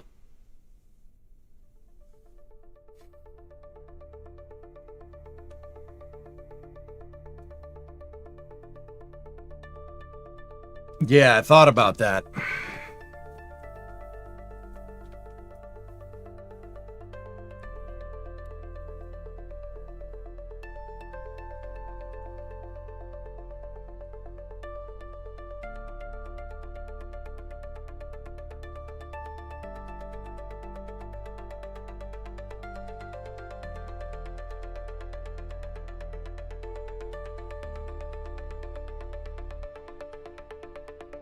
What was the purpose of the tail service mast? Fueling the shuttle, Logan. This is where the shuttle fuels hydrogen and oxygen. They fuel through the space shuttle, through the T1 and T0 carrier umbilical plates on the back. The fuel goes through the shuttle's engine section, down through the lines into the external tank. That made it so the external tank has the oxygen tank and the hydrogen tank on the ET has one way in and one way out, and it can flow both ways. It'll flow in when the TSMUs are connected, right? There's a valve in the aft engine section that goes to the outward umbilical, right? So during engine ignition, the valves inside of the engine section on the shuttle shut. They shut the TSMUs out, and then the engines turn on, and then the fuel that was going up the lines into the tanks now is going down into the engines. It's pretty damn smart, dude. It's really, really smart idea. It's like I said, man, it's like Super Heavy doing the same thing with, I mean, Super Heavy technically does the same thing. They fill up the transfer tube. They pump in from the engine section up. This does the same thing. The engine section is just not attached to your main rocket fuselage or to your main structural entity. But like you see similar stuff. Oh, there we go. There's the tank. You see similar stuff with Super Heavy, like having the actuators for the outer 20 Raptor engines on the pad instead of on the vehicle, right? The shuttle's RS-25 engines, the starter goes through a pneumatic umbilical on the T1 and T0 plates as well.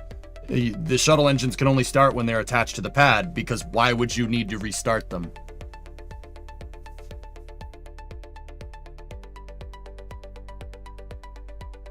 I actually think I packed enough fuel from doing testing a little while back, Sharktails. I think we might be okay.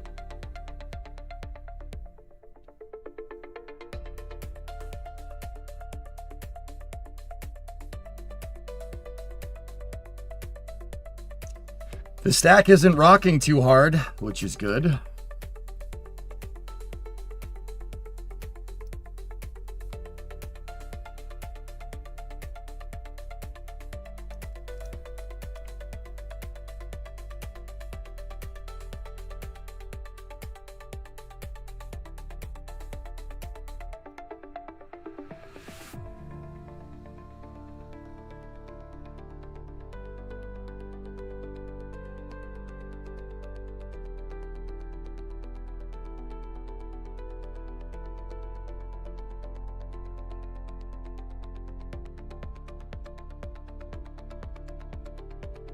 Relight help the shuttle in any way? No. What would have helped the shuttle is making sure that never happens. Making sure you never don't put yourself into a scenario where you have to relight the engines.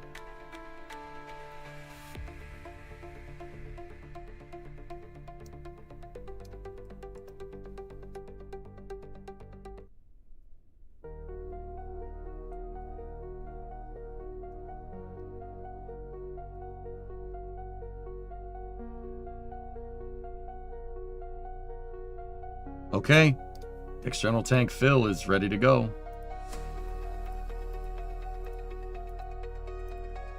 Tank's topped off. Close out our valves here. Now we're not using the TSMUs, but disable cross feed. Disable cross feed. Yeah, external tank is Phil. Yeah, his name's Phil. And then, you know, the boosters are Jeff and Bob. Ares 1 was originally using the RS-25, but that was canceled because they had to upgrade it for air starting. Yeah. Yeah, that's... Yeah. Okay, where is my main ignition sequencer?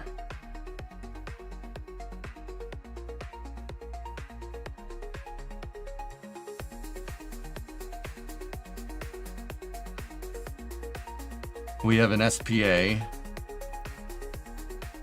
manipulator positioning mechanism, remote manipulator system program, that's so you could program the thing if you need it. It's basically a hard drive for storing the robotic arms movements if I need to. I test it in the SPH, program it into the controller there, and then go. It just seems terrifying to not be able to relight your engines. Like, imagine going on a road trip and your engine shuts off, you're stranded. Yeah.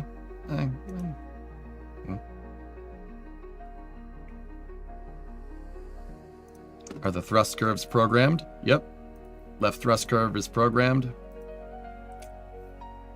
That thrust curve is programmed. We're good.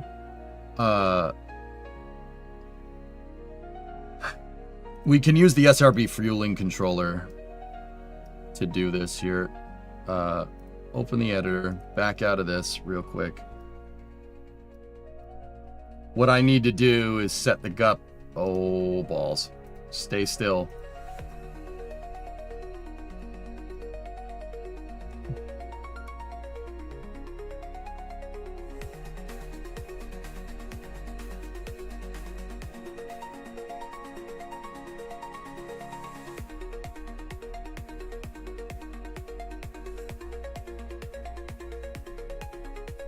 I hate this. I hate this so much. It's making me so damn nervous.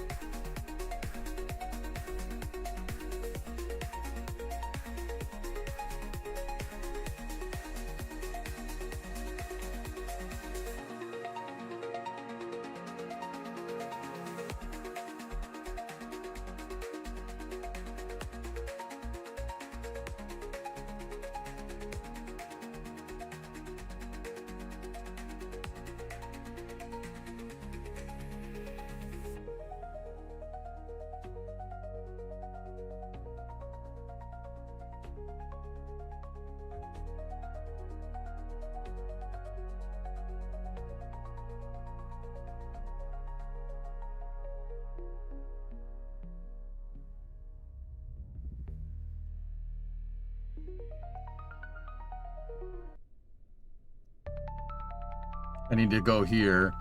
We need to make sure that when we go to separate this hinge, it goes to the negative axis. We need it to fall away. So that would mean it goes down to -90. All right, cool.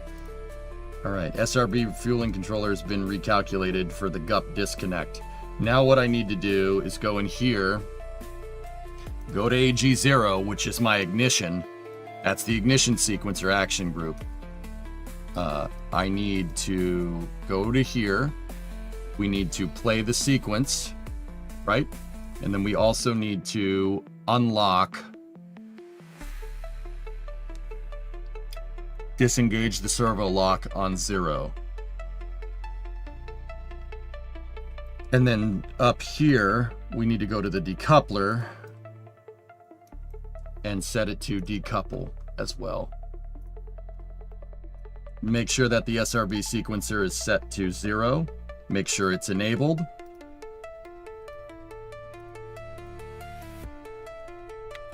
Set 1.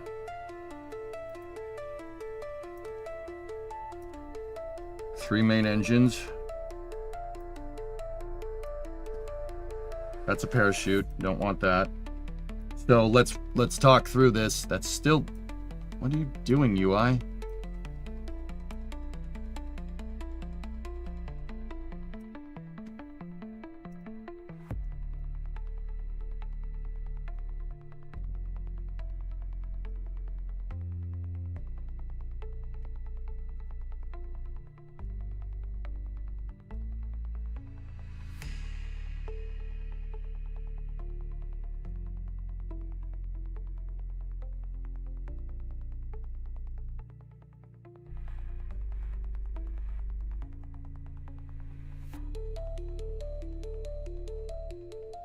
Okay.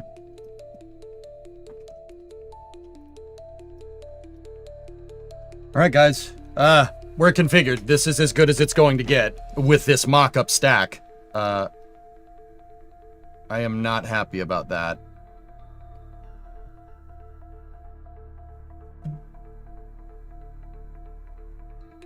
It might get hung up.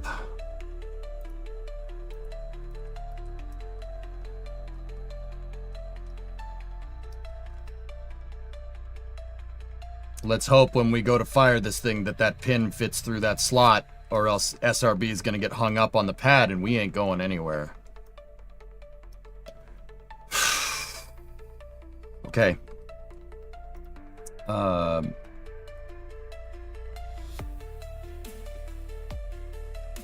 Throttle is on.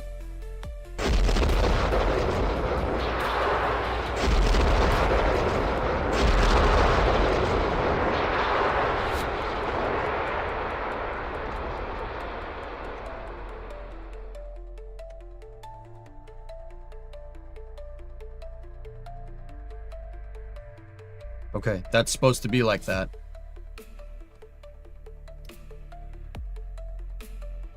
It's only set for pitch. That's fine.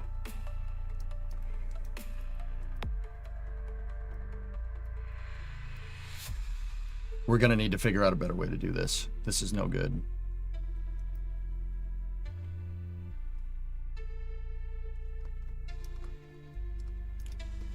All right, dudes. What we need to do is hit AG1 and verify Action Group 1, verify we are controlling from the front point up here. We need the control to default to that docking port right there. Aim the camera there. See if we can get in on the docking port right here. Okay. Undock. I don't want to know what that's connected to. I don't want to know.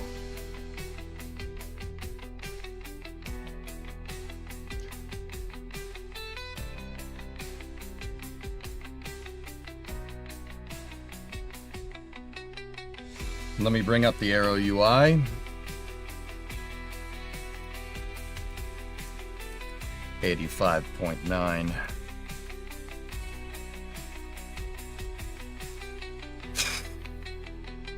Ain't nothing to it but to do it. Can you save? I wouldn't save in this configuration. You'd go to reload and it would blow up, Zarek. Because look at how much the SRBs are leaning into the pad. We have to find another way to stabilize this thing. And I'm not 100% sure how we're gonna do it.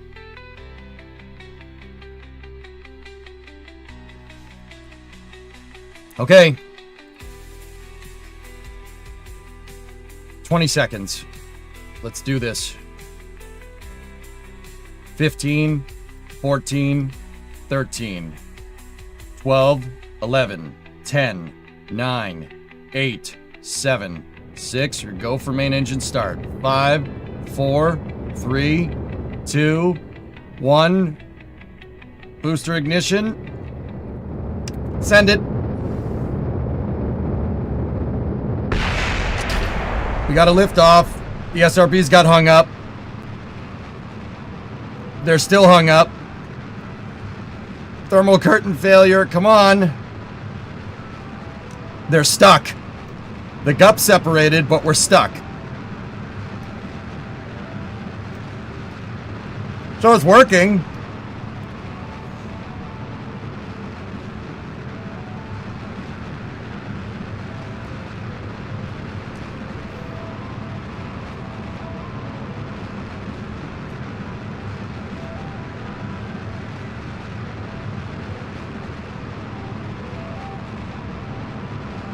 We snap docked. Interesting. This could be bad.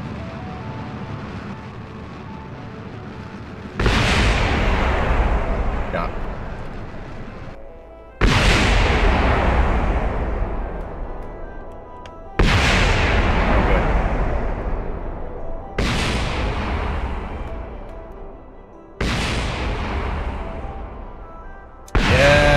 That's why I didn't want to do this.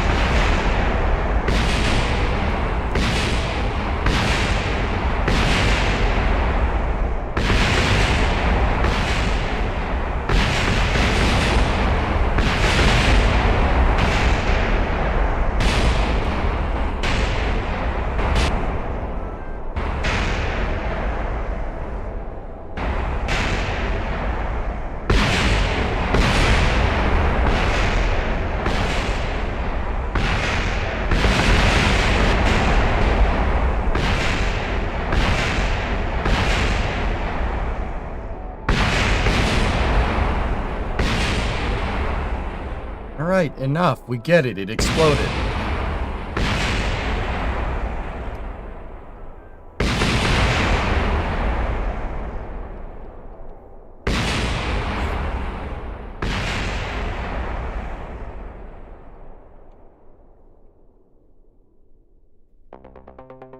Well, crew would have survived if they were on it. I think we may have killed Val. She was sitting inside of the MST.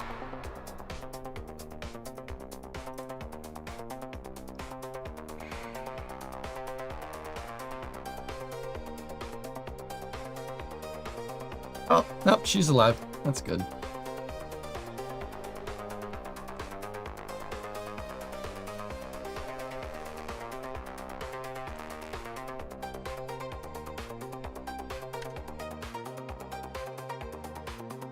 Why would it snap dock down there? That doesn't make any sense. Is Butterbean okay? I hate that. I hate that when that happens.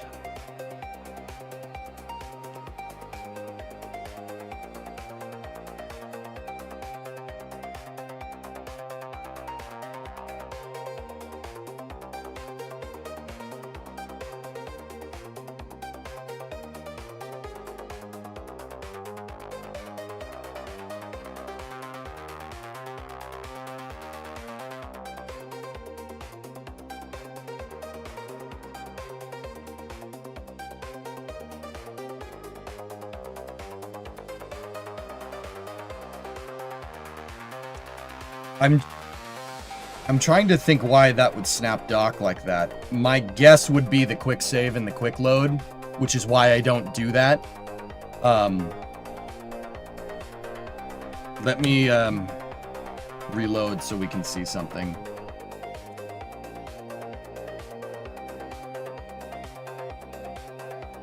A shielded docking port would be a good way to do it, Galadus. Or Kerbal attachment.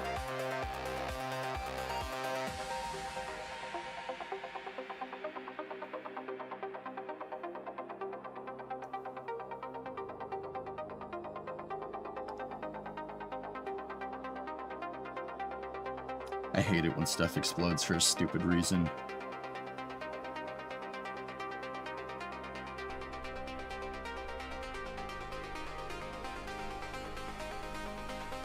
Well, the systems worked.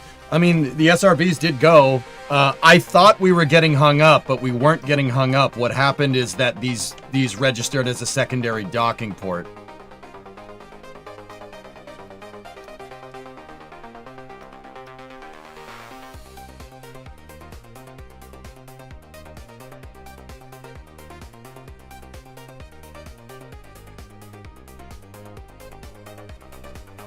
Was the KS-25's cutting throttle a normal thing? Does that give any hierarchical insights?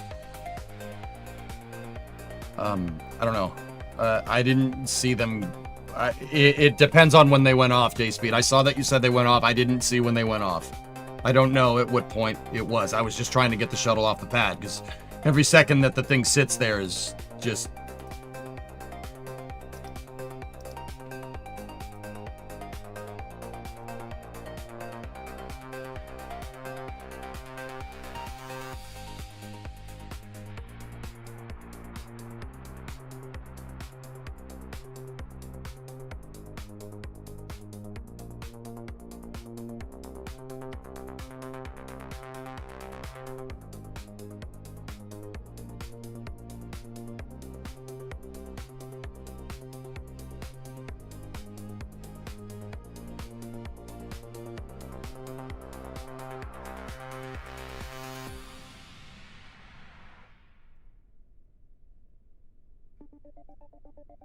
Will the visualizer help you? No.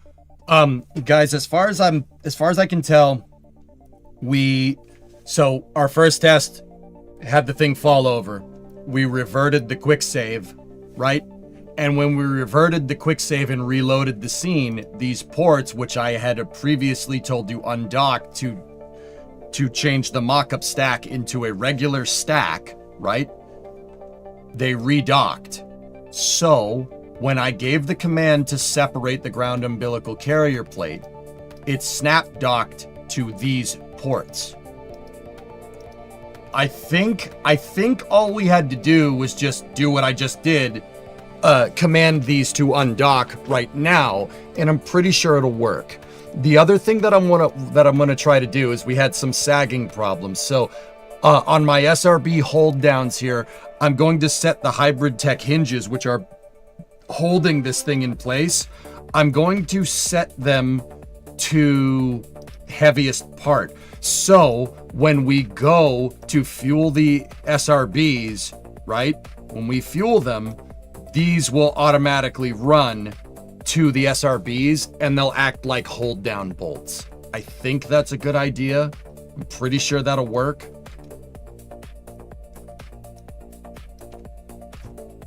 But JSpeed, the RS-25s, if they shut off when I commanded an undock here, was most likely because on a snap, when you redock, Kerbal shuts off the engines most of the time.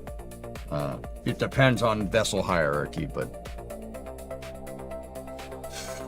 All right, so next bit of business here is to disconnect those.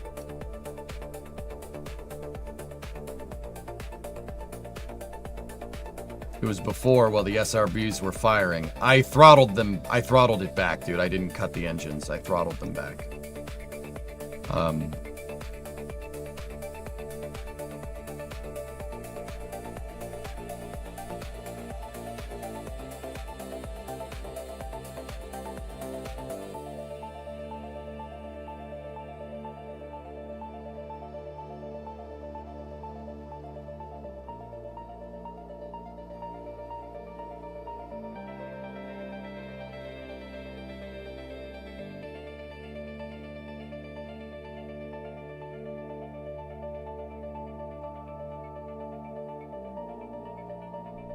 All right, let's fuel them up again. Let's try it over. I just want to make sure. I want to verify that was the problem here. I'm pretty sure that's what it was. Let's put it to the test here while we're here. Might as well. Kind of happy. Every other system worked fine. It seemed to have worked really, really nicely.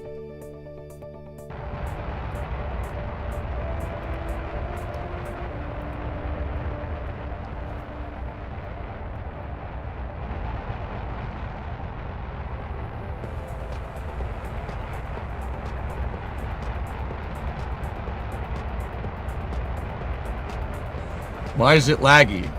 There's a lot of buildings and stuff that I made out of rocket parts that are being physically simulated here.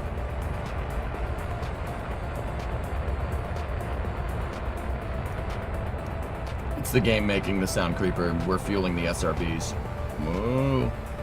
Also, that's funny though.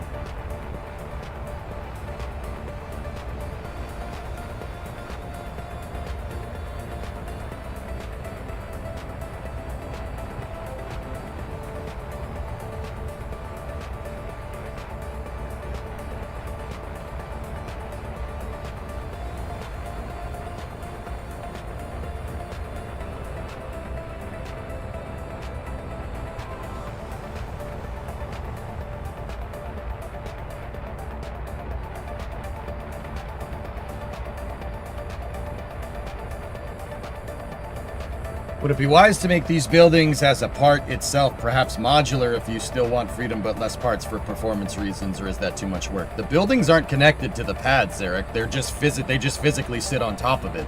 They're separate vehicles. That is the best way to do this. Kerbal can simulate multiple vehicles really well. It simulates a lot of things really well, but it can only simulate one vehicle on one thread on your processor, all right?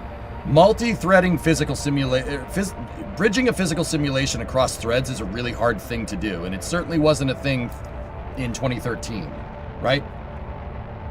So if you have a lot of different vehicles that are decent part counts, you're going to get that aren't connected to each other, right? Not docked to each other. You're going to get decent performance. You will get terrible performance if you try to connect everything together. That's why the service tower and the SAB are not, those are separate vehicles. They just sit on the pad legs right here as rails. Yeah, they are a separate vehicle. Nice, Lucas. There you go. You could part weld this, but then if you part weld it, it's not going to structurally work in the same way that you verified. I don't know what part welding is going to do with the hierarchy. It might break it. It might not. Don't know.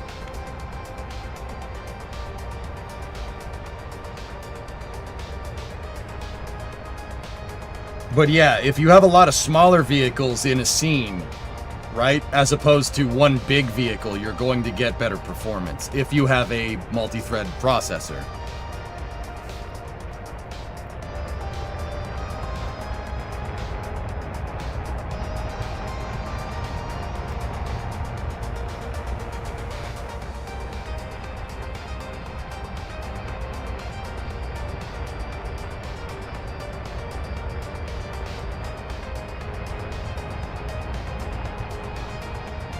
They are being fueled with negative thrust in a Cal controller. Yeah, it's a feature. SRBs, when they're fully fueled, are just superbly heavy. I just didn't feel like doing that.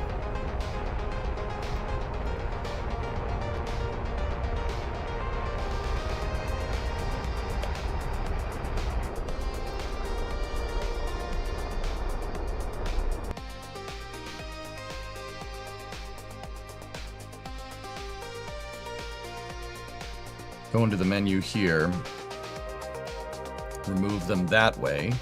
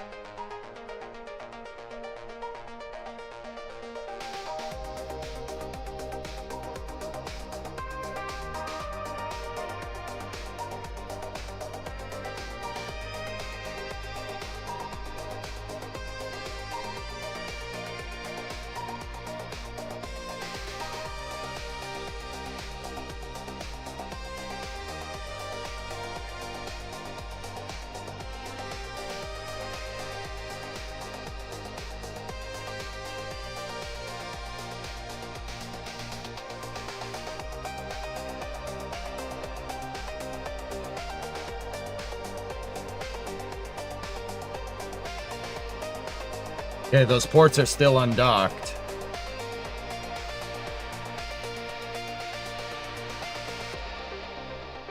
SRBs are fueled. Let's do this again. And this is what it takes, guys. Like, there's no... I can only do so much, like, physical analysis here of parts to figure out, like, what's going to work and what's not. At the end of the day, with Kerbal, like, you're just going to have to do trial and error. Which... yeah, that happens.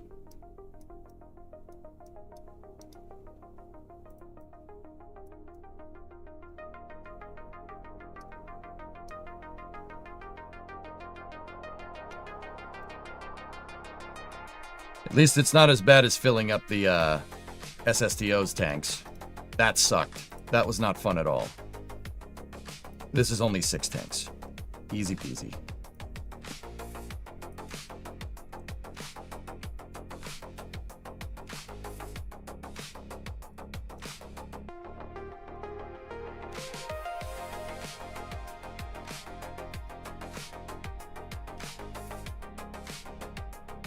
All right, we'll start fueling again.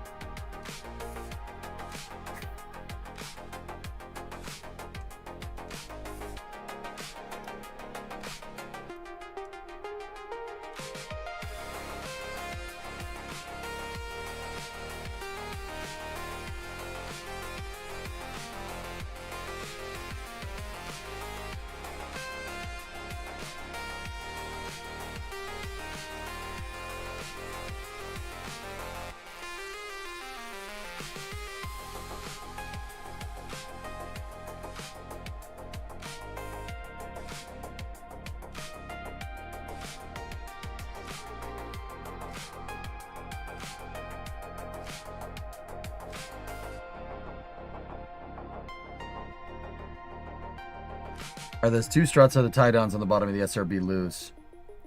They're using same vehicle interaction. The problem is I'm loading it up with about, I don't even know how much fuel, 500 or 1,000 tons of solid fuel and liquid fuel. It's sagging. That's the problem. It's sagging.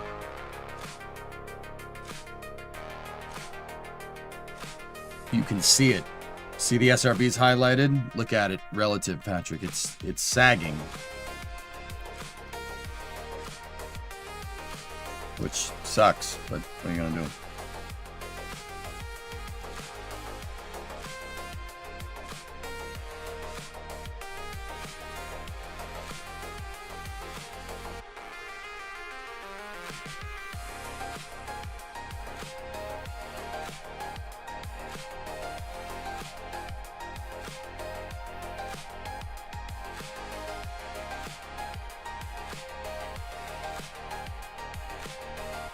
The best things sag.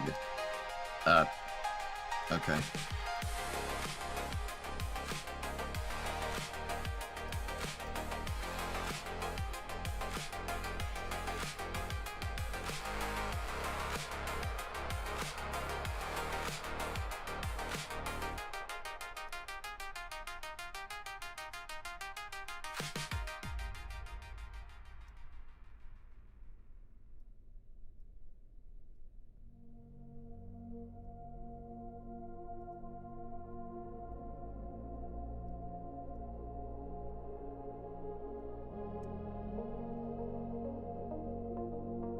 We'll see what happens when we have these set to heaviest.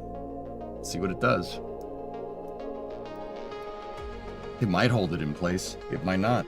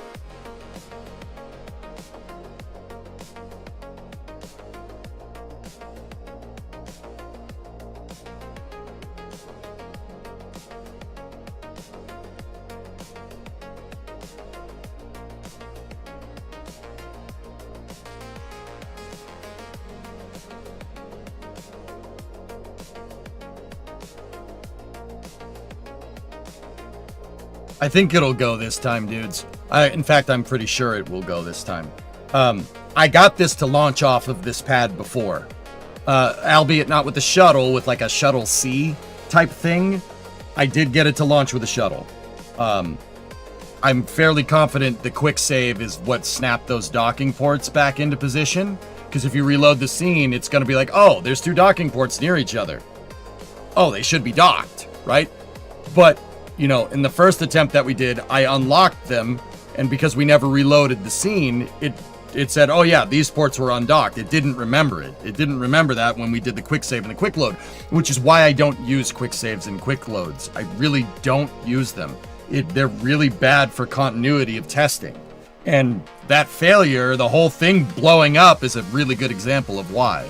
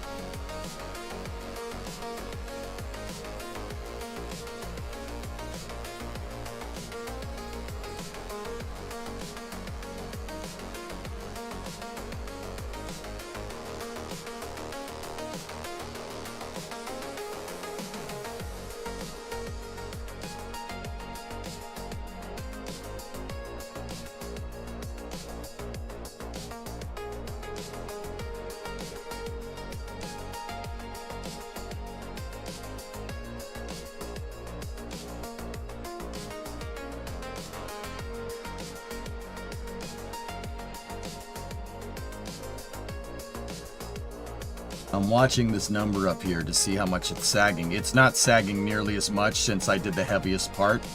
Hold down point. Auto struts. We're only at 89.1, which is about what the real one did. Guys, it doesn't, you can't, it's hard to like see it, but if you look at a shuttle stack, it's actually leaning, it leans a little bit towards the space shuttle. Obviously, it's a 60-ton freaking orbiter, right? Like, we're at 89.1 degrees up, which means that we're 1 degree off. We're 1 degree off 90. It's fine.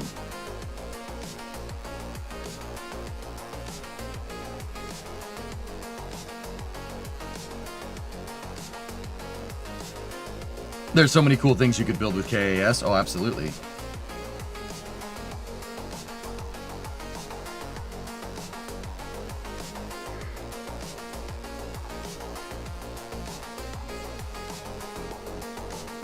Galadus, this comes from me trying to get the...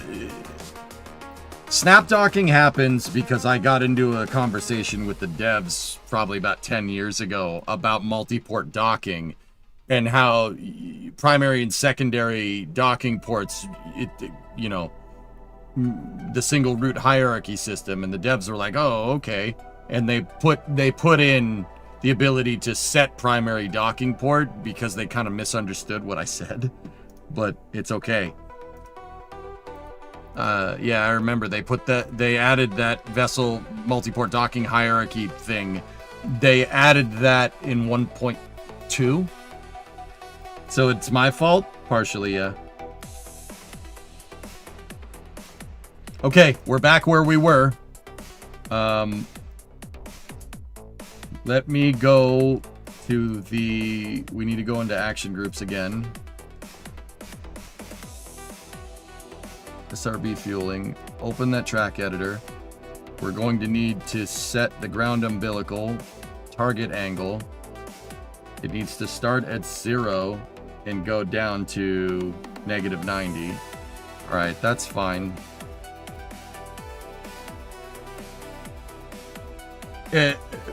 For the next version of the pad, I'll probably put a standalone GUP controller here because the GUP isn't going to be that, but bear with me.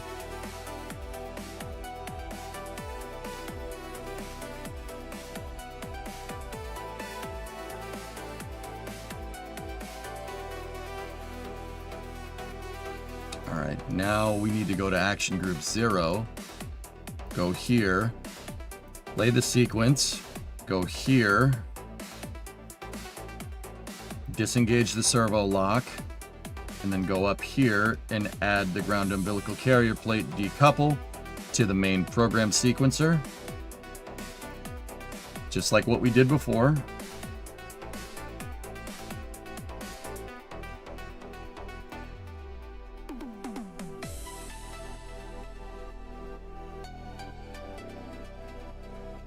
Don't you be moving on me.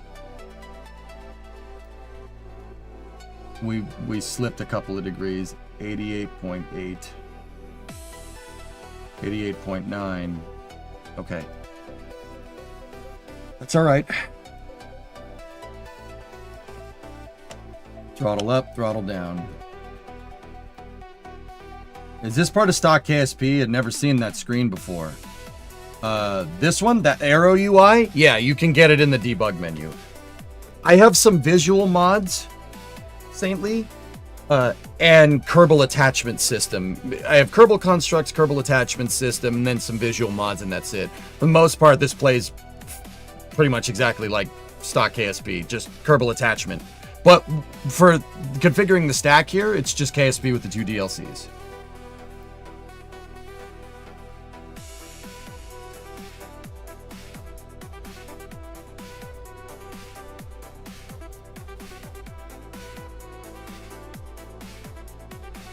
GUP controller is enabled. Action groups are good. Okay, verify control. We need to verify control point up at the top of the external tank. Just to be absolutely sure.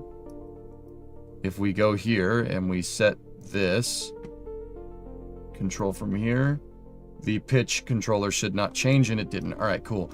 Control is verified. Okay, prime the engines.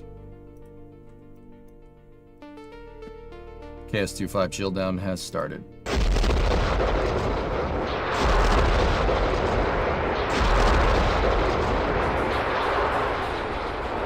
KS-25 chill down is reading quarter of a, or eighth of a tank. That is because we did not disable crossfeed. If I go here and we disable the crossfeed, KS-25s are all reading a full tank of gas. All right, good. Are you going off of a checklist or this from memory? Told you I just needed to stare at it for a second. SAS is enabled. Are the ports undocked? Those main ports are undocked. Okay.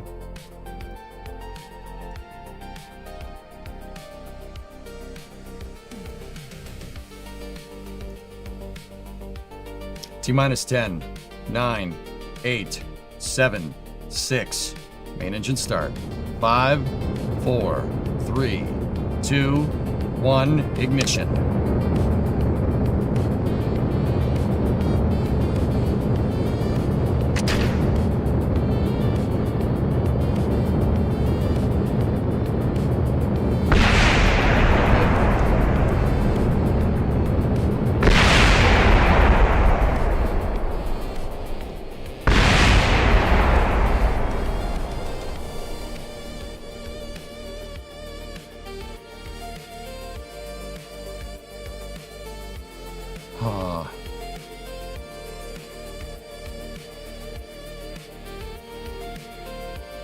Did the gup detach?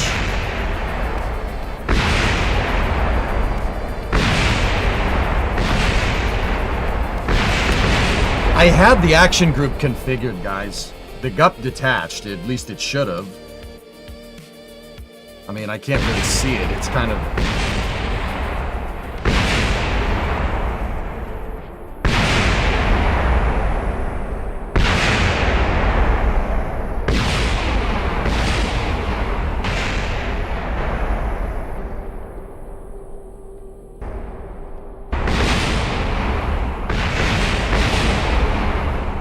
One of the shuttles over there.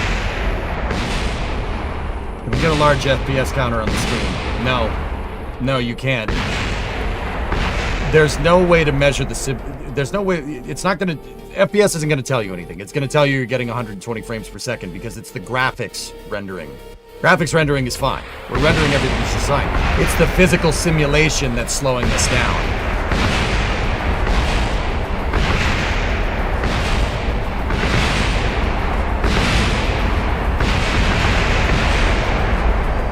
All right, well, we're young. Let's go.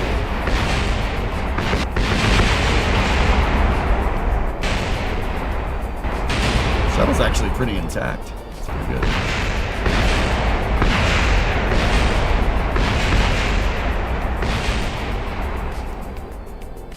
Is there any piece of the ground umbilical carrier plate left? There it is. There it is. I found it.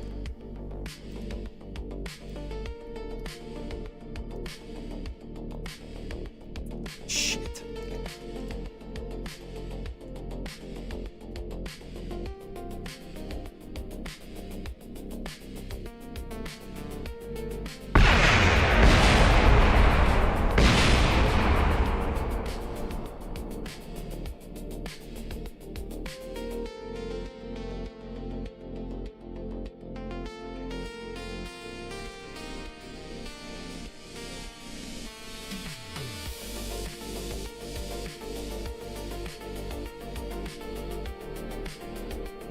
Well, at least the SAB is still good.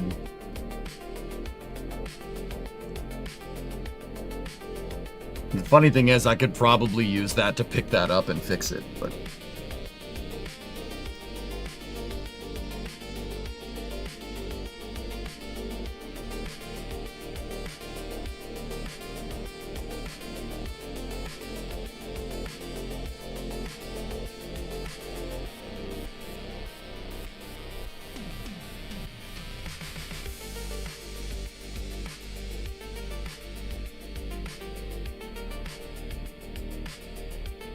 I don't know what caused that. That's not good. That's not good.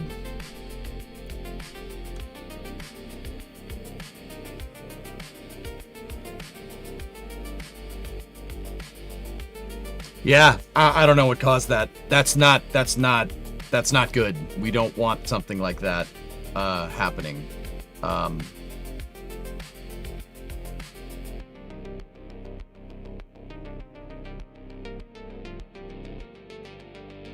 Yeah, fellas, I don't know what caused it.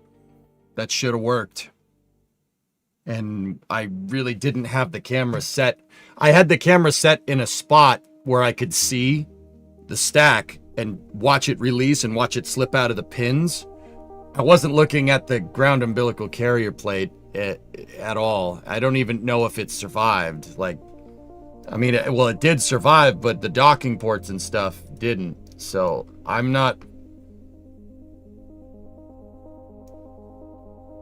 not sure what happened there.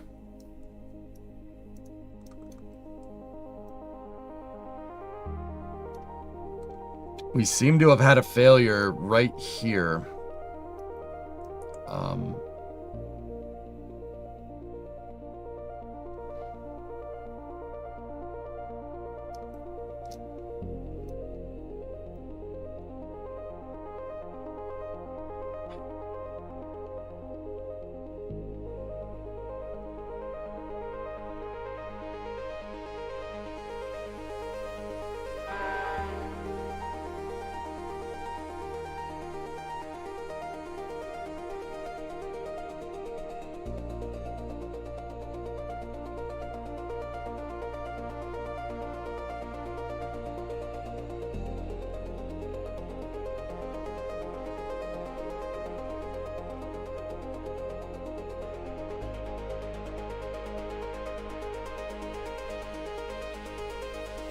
I configured it to play the sequence, right? We added that to AG0, so that would have separated, and that worked the first time. Everything worked there. The problem was when on the first explosion was when I hit the undock there and there, it caused the snap.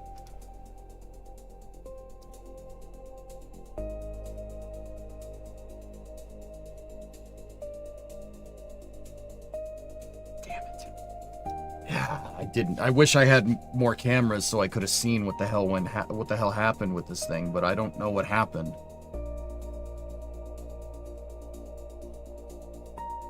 I don't even know what problem to chase here because... And should we chase a problem at all? Like, is it even worth it? The reason why I'm saying that is because this is still the mock-up stack. There could be something wrong with this. This isn't a full... I haven't verified that this is a full flight stack. I just put this on here to see if we could launch something off of this a long time ago.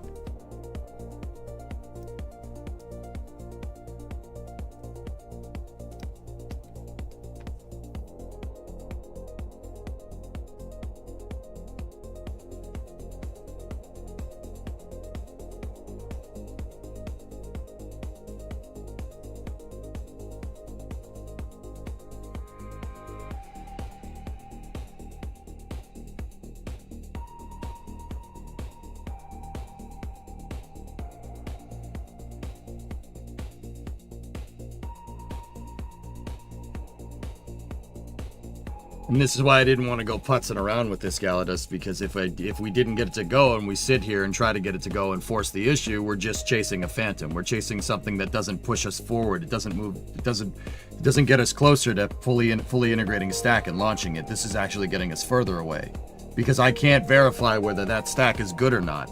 This is what I mean about it when I said it was a mock-up. I wouldn't have used it.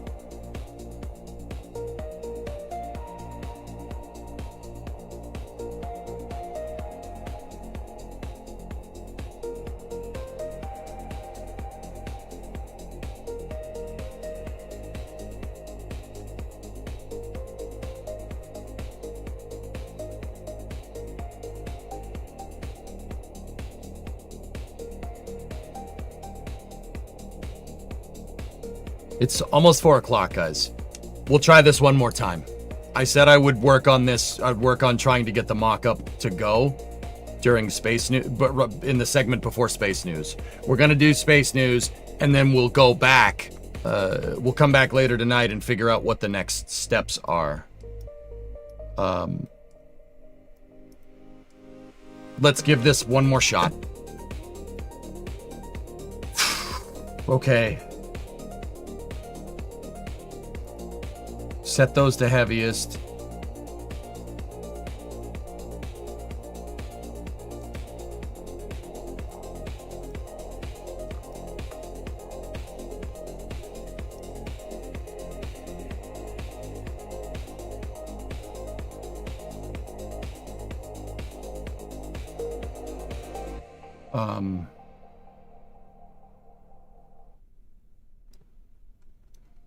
If 10% fuel works, you can eliminate weight-induced clipping to narrow things down, but I don't know what else to try beyond that.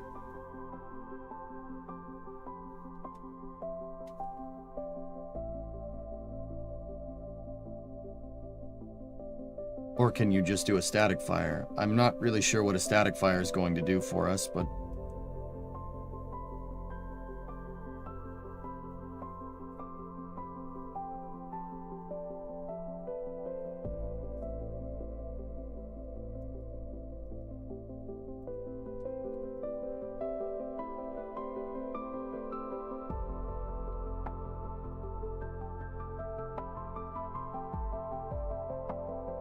I'm going to set this inner ring. That ring is what the SRB is actually sitting on. If I set that to heaviest part, when these things get fully fueled, this thing should hold itself up.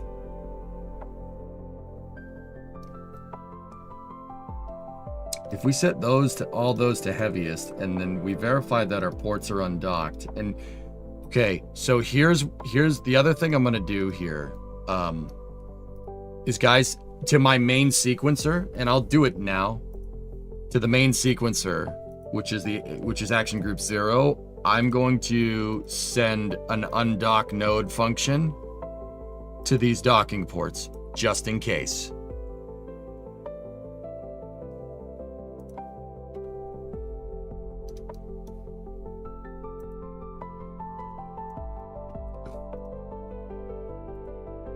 Okay, let's open up the fuel inverter.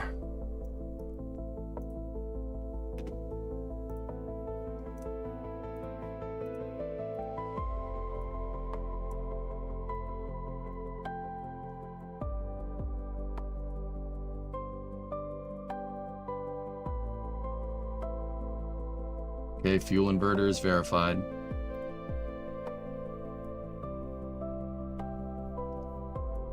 Set position 0. Turn on the SRB. Nothing should happen. Okay. Cal's activated.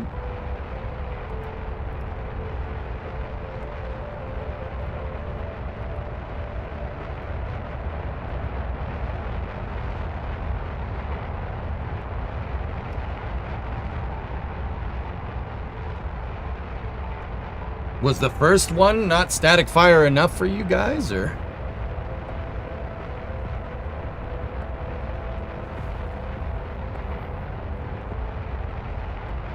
Why did it need so long after ignition to calculate the next frame anyway? It's separating vehicles. So, Q, remember how I said that Kerbal simulates a bunch of different vehicles on different threads as long as they're not docked to each other?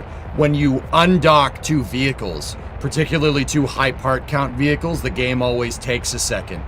The reason why it takes a second is because it's putting the shuttle, and in this particular case, it's putting the shuttle, the external tank, and the boosters on one thread, and the launch pad on another thread. It's splitting the vehicle. That's why it takes a second. That's why it's really hard to verify exactly what's going wrong here.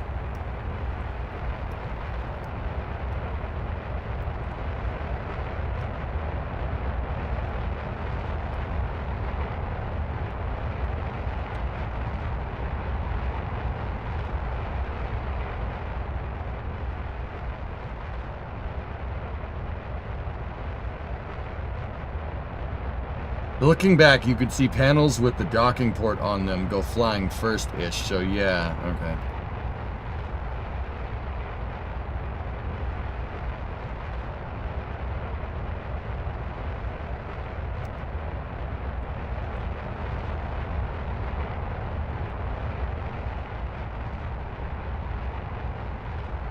So when we go to launch, guys, I'm putting the camera like right here.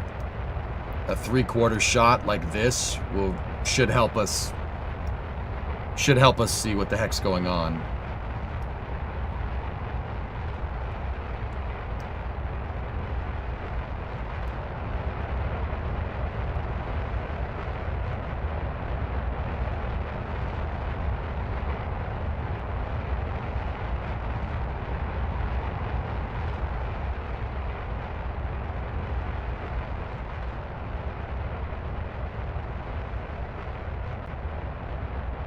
Solid rocket motor fueling is working here.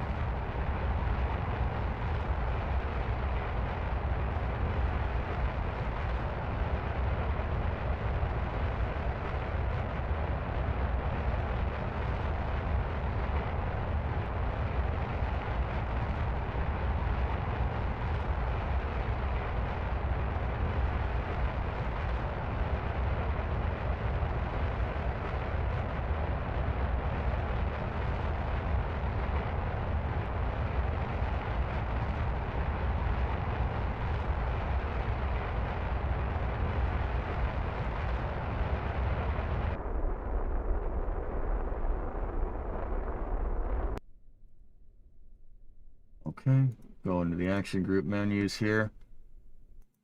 Cut them out. Put that back. Stack should weeble wobble around just a little bit here.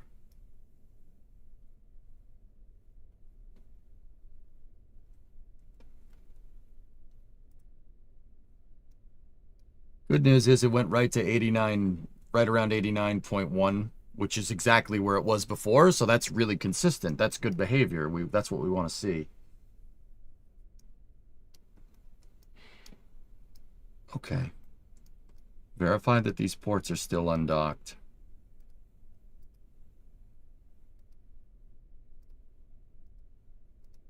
They are. Okay.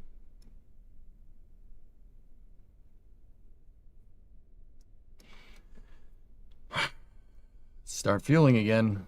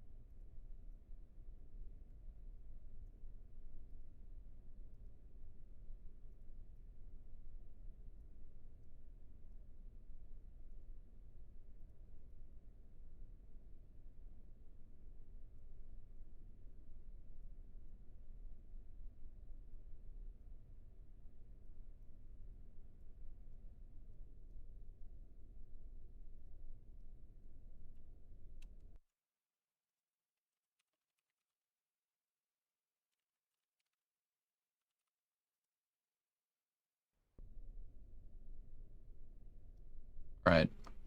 Open up the valve. Main valves to the tank are open. Start fueling.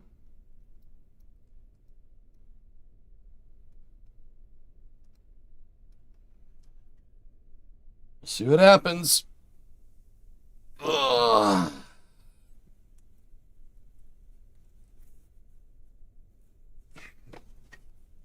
Space News tonight around 5:30. Actually, probably, yeah, I mean, somewhere around there between 5 and 5:30 is when we'll start.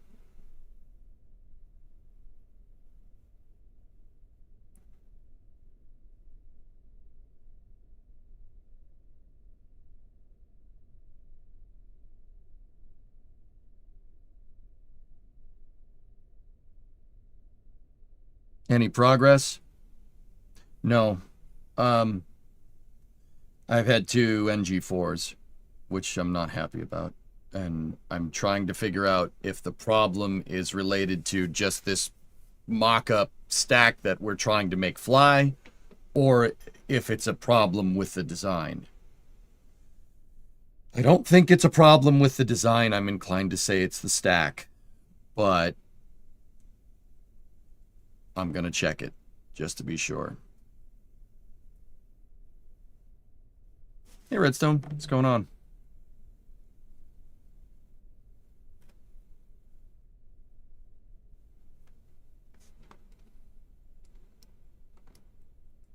Those explosions really bummed me out, dude. I really wanted this thing to fly. But I think we used up all of our luck last night getting the thing to get put together without any explosions. The fact that nothing exploded yesterday except stuff that was like induced by me, like bottoming out the transporter vehicle, the fact that nothing else popped is a miracle. I can't believe nothing else blew up last night. When we picked the shuttle up with 2 separate cranes, turned it vertically, and put it on the damn pad. Are you streaming to another platform? I stream on YouTube, Galadus. I stream on YouTube as well. If I'm looking over here, if I'm looking screen right for you guys, I'm looking at YouTube chat. If I'm looking over there, I'm looking at Twitch. It's just a visual cue so you guys understand which chat I'm looking at. Chris, you're planning a trip next year to KSC. Cool.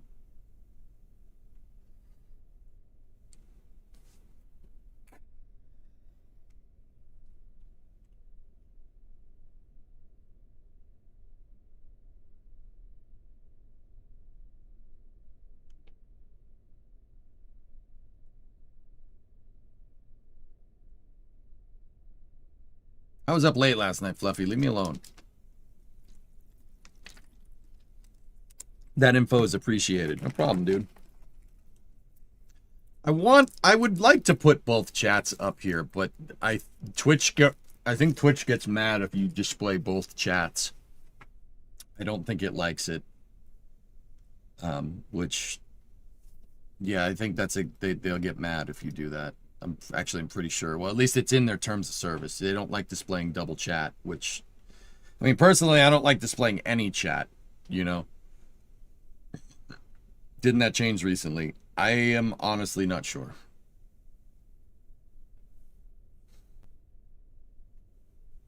They said it's okay now, but they still didn't update their terms of service to reflect it.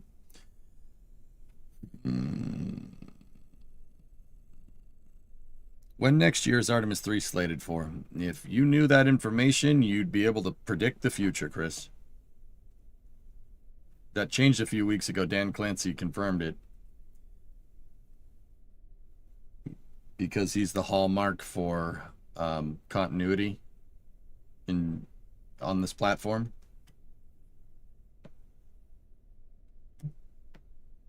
That's great.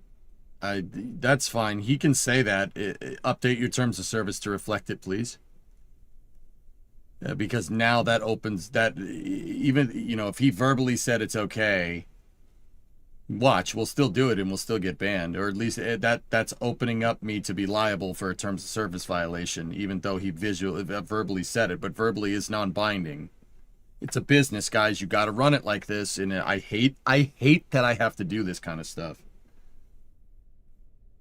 But that's the way she goes. I mean, technically, we shouldn't have even played like the video game soundtrack stuff yesterday. But copyright is only good as how much the intellectual property rights are enforced. Believe me, I have a lot of experience with this at this point. Good news is that the stack isn't moving.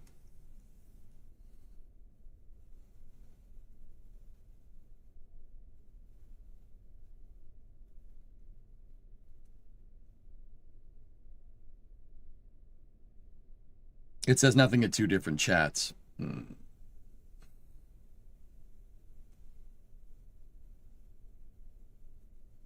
do you mean there's been no progress? There's been over 170 of them. JC, did you have to go look that up? Don't lie to me, boy. Did you disconnect the struts under the external tank? Oh. No, I haven't. Well, this test is in the garbage, Elliot. Well, that sucks. I'll disconnect it, but it might shock load it, which means this fueling procedure is basically null and void data.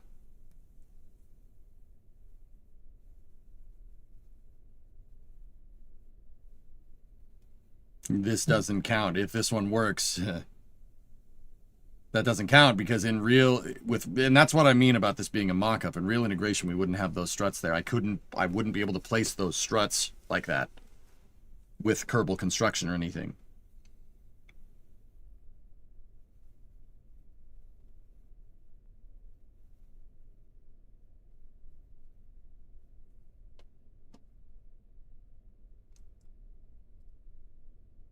What we can do is this, and that's probably going to cause some problems, but...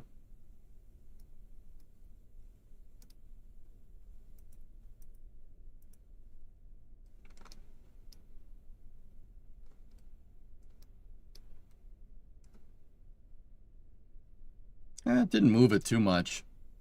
The struts seem to be working. The auto strut configuration that we're using.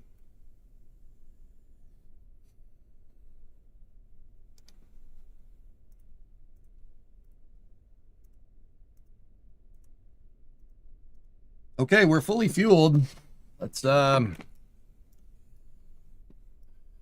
go through the procedure again. All right, so this controller, open it up. This is the ground umbilical carrier plate controller. What the GUP controller needs is this. It needs a target angle for the G11 hinge. And the G11 hinge needs to go from 0 to 90 on a 5-second controller to pull that ground umbilical carrier plate away.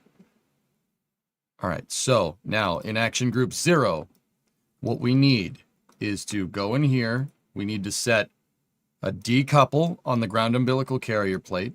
We need to set a play sequence on the GUP controller. And then I already verified the undock nodes there. Okay, cool. Back it up. Go here like this.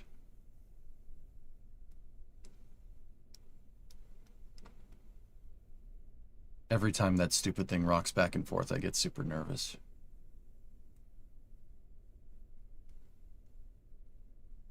If you had, say, 2,000 viewers, you'd probably get away with more. Yep.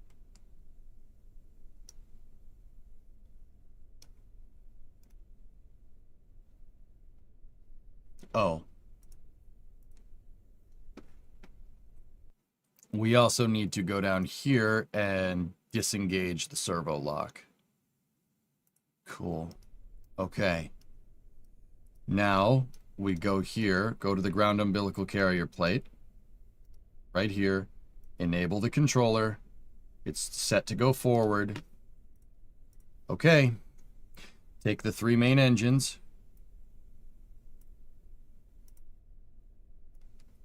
Put them in their own group.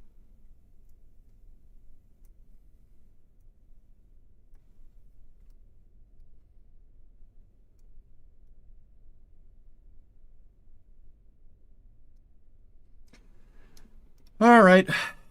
Activate.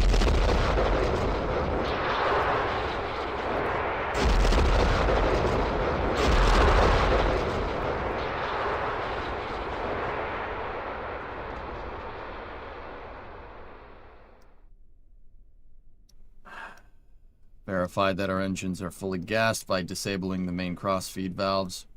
Main cross-feed valves are disabled. SAS is on. AG1 to verify control group. Double check the verification to make sure that we're controlling from the right point for stack liftoff. Control from here. 87.6. Okay. Control point verified. We are go for launch. Let's try it. T-minus 10, 9, 8, 7, 6. Hold on. T-minus 10, 9, 8, 7, 6, 5, 4, 3, 2, 1. Oh, hold up. we thwanged too far. All right, ready? 2, 1, ignition. Come on. Come on, baby. Separate. Separate. Come on, do it. What's that? What is that right there? Look.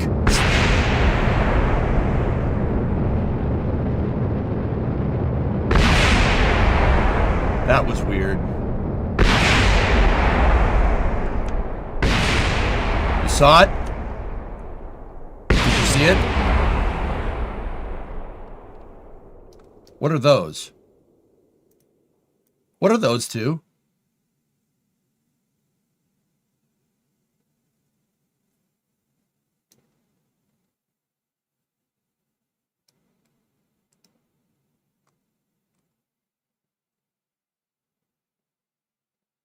Okay. That's the main crossbar on the ET. The origin point is absolutely from the external tank. What are those struts right there? What are those girder segments?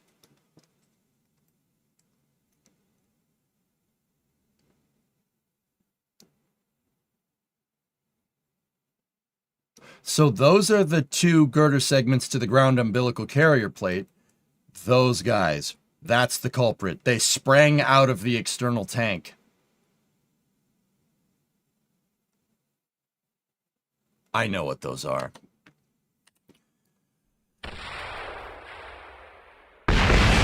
This won't launch. It won't launch, dudes.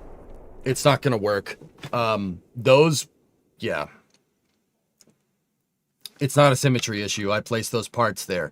And remember how I said it? It's a mock-up, and I know it's a mock-up, right? You've seen this blow up. It's pretty funny. Ha ha ha. Those are there from when I was in the editor. All right, we get it. It freaking explodes. Leave me alone, bitch.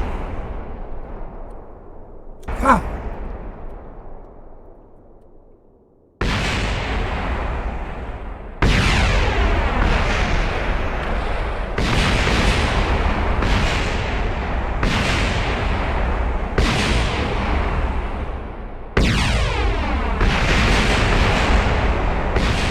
Sometime today!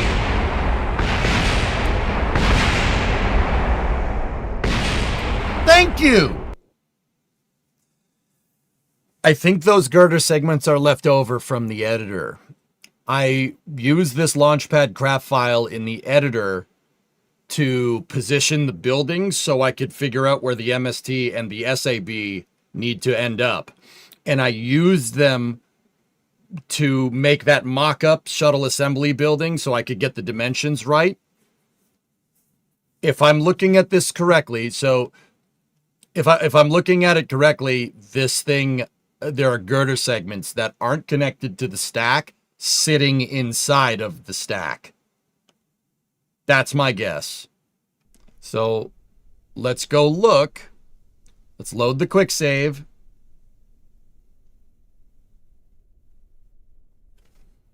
This is the quick save unfueled. This is in a totally unfueled state. So let's look up here. Let's take a peek. Let's look around, see if there's any girder segments sit. Mother fudge bag. Yep, it was hiding inside of the fuel tank. I wouldn't have seen it. Or I did see it and I thought it was part of the structure. Where's the other one? There should be two.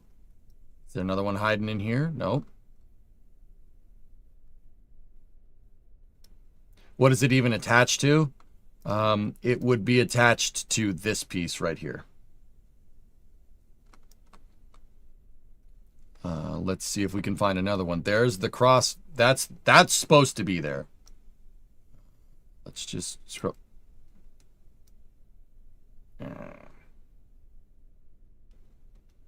Yep.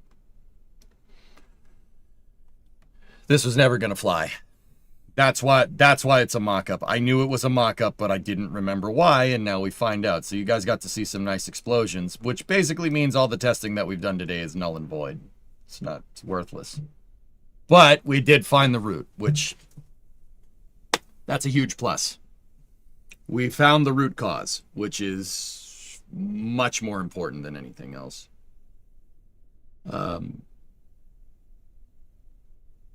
That first attempt where it snap docked to the ports, it saved us. It saved us because it snap docked. And then when I undid the snap docking port, yeah, it became a separate vehicle.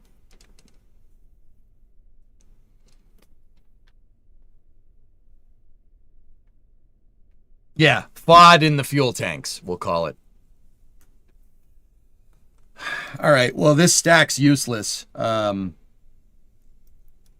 I'm just going to hit the recover button. Yeah, this is...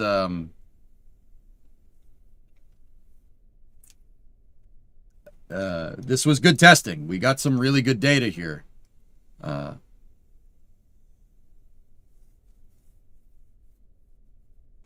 Yeah, we'll recover it unless we wanted to test de-integration operations, de-stacking.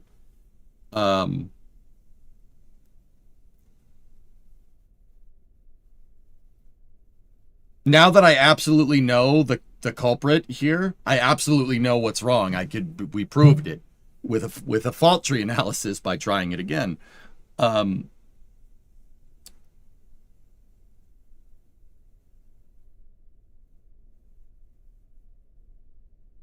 Yeah, wish those beams weren't in there, dude. There's no way of taking them out. EJSX stock down only 2%. Diamond hands, baby. Any launch today? No, not with this stack, Aiden. This is a mock-up. We tried to launch it a second ago and it blew up.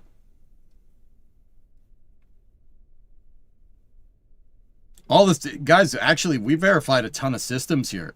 The plus side of these tests is we verified structurally that it works. Yeah, we did a lot, dude. Discovery, go at throttle up.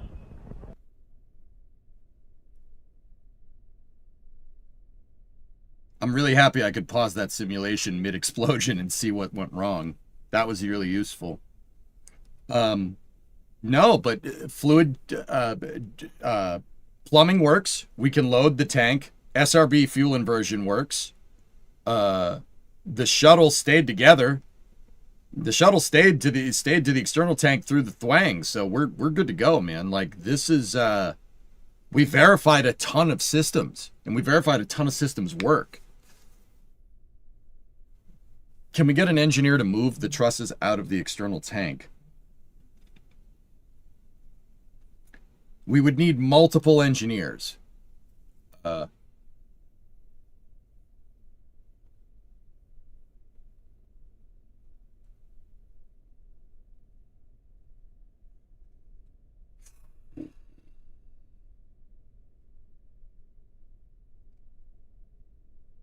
You'd need a bunch of engineers in a man lift on a crane.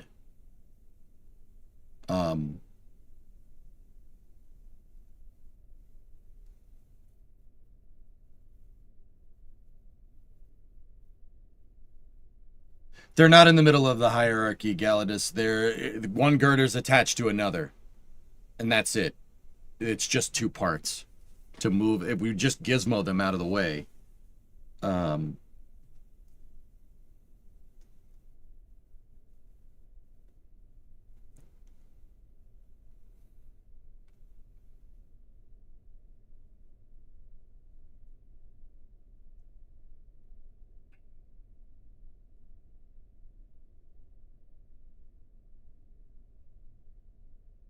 I'm thinking, do we want to do this? Like,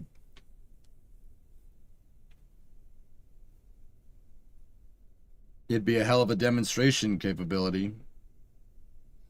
I mean, we have the service tower there. All I need is a man lift. All we needed to do is attach a man lift to the service tower and then move a bunch of engineers into position. Could you perform payload integration with buildings? Yes.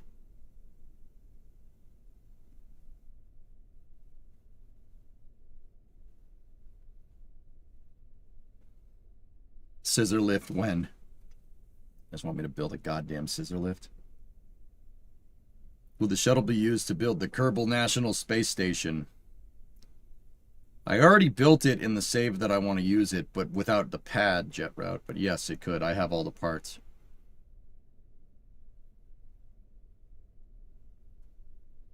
Pull it back down and try to take it apart. The shuttle? We'd need to bring the bracket back out here, but it's not, yeah.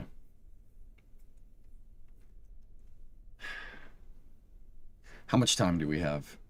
If we wanted to start Space News at 5:30, it means we got about an hour.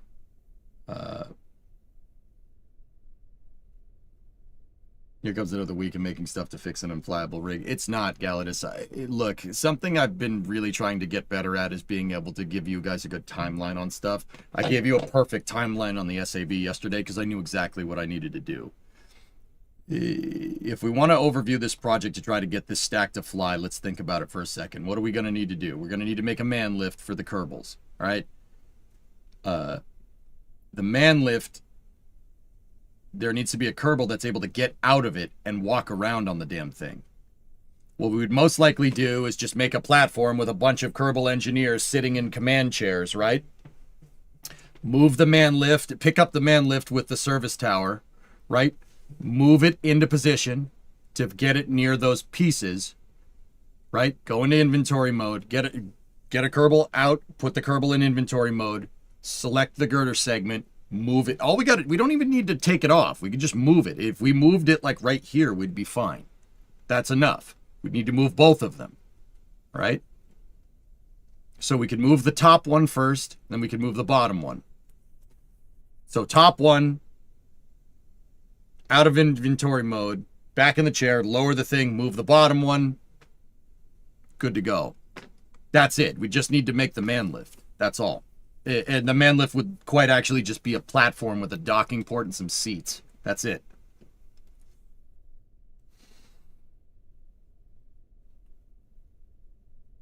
Would the Kerbals not be considered flying on the man lift? Crap. If we pick them up with the crane, yes, they would be considered flying and they wouldn't be able to walk around on the platform. So using the service tower, which would make this easy, that plan's moot. We're not doing that.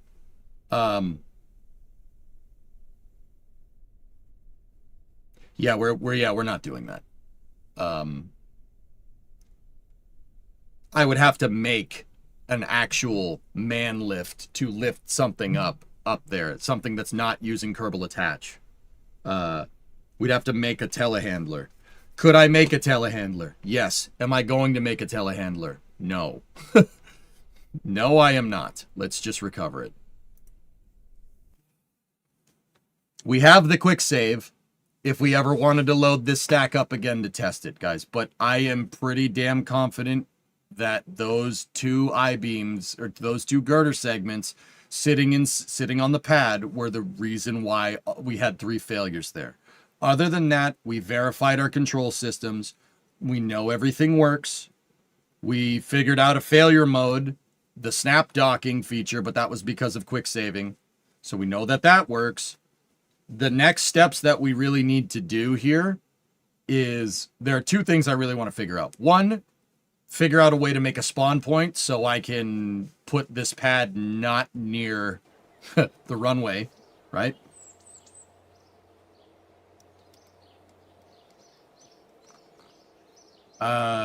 Show me a video of it happening, Aqualux, and I will believe you. I'm not saying I don't. I've never gotten a Kerbal to walk around on a flying vehicle.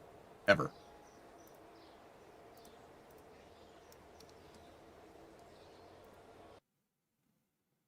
Did I see the Long March 7A explosion? Yeah, Coin Maple, I did. We'll talk about it for Space News in a little bit.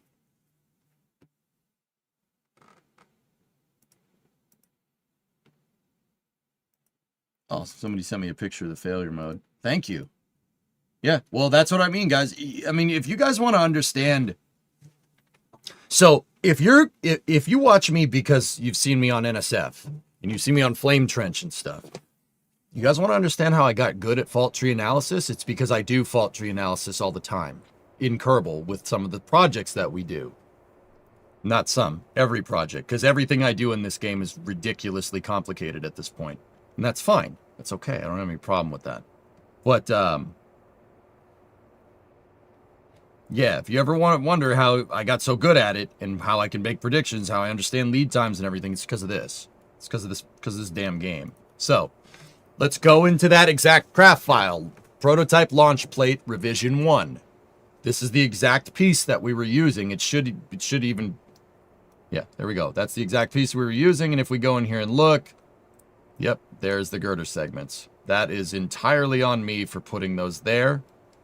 We should just be able to do that, and it should move both of them out of the way. If I had just done that when we went to do our full integration test on Monday, or yesterday, when I put the pad out, that would have launched. We'd be in space right now. I'm pretty damn sure. Didn't Scott do a ring in space a decade ago? What Scott did was a rover. If you make a ring and you deploy a Kerbal in a rover and you start spinning it, the rover will be able to drive around. Not a Kerbal. You can't walk around. It won't let you.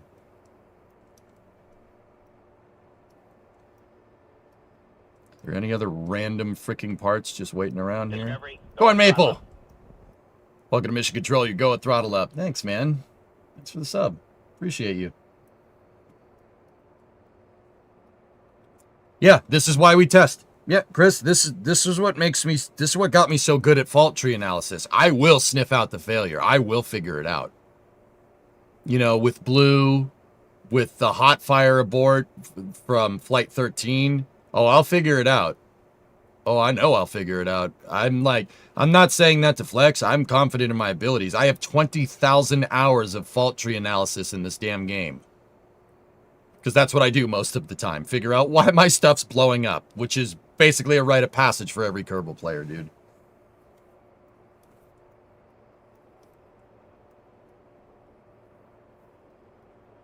Yeah. Oh, I'm good at that. I'll figure out what's wrong. I'm good at that. All right. So the next steps here are figure out our integration operations for putting the external tank and boosters on. Remember, we will not have these struts available to us when we go to stack this. What we need to do is put the SRBs on here. And the SRBs need to be basically perfectly true. If they're not, we're going to have a problem. If I can get questions answered, I can troubleshoot anything. It's a valuable skill. That's right, Mike.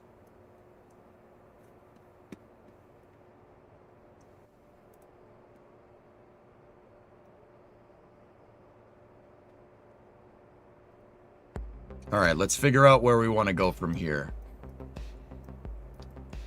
So this pad did work pretty well. There are some things, well, that ground umbilical carrier plate is not real. It can't hurt you.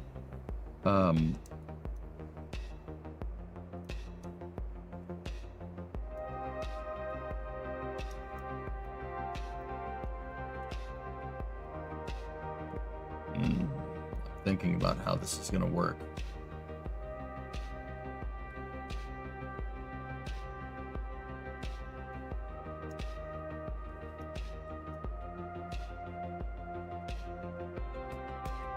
Craft local physics bubbles, Galadus? Yeah, probably. I've never had any luck with it. Once again, if you guys can give me a video showing a trick to do it, I'm in. I'm not gonna be like, well, I'll change my mind, but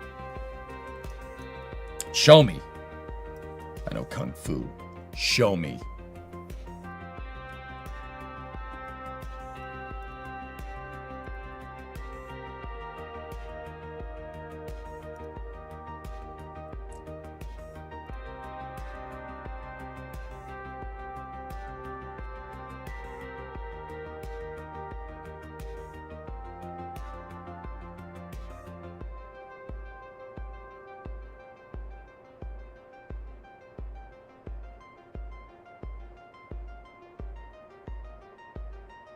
Right, that's how we had this set up.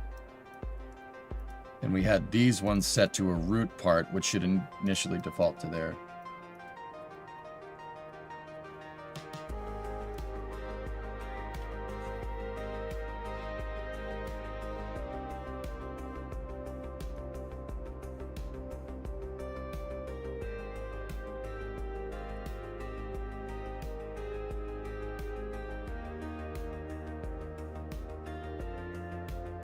All right.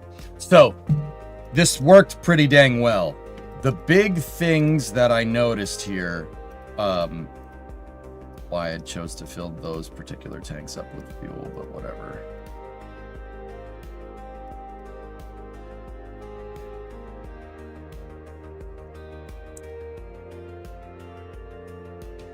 The big things that I noticed is that this doesn't really particularly matter, but we really didn't have a good way to lock the mobile service tower into position and keep the SAB and the mobile service tower kind of together.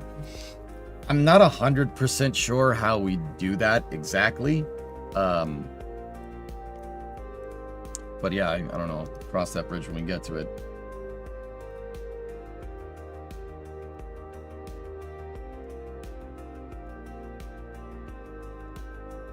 There is a stopper there for the service tower.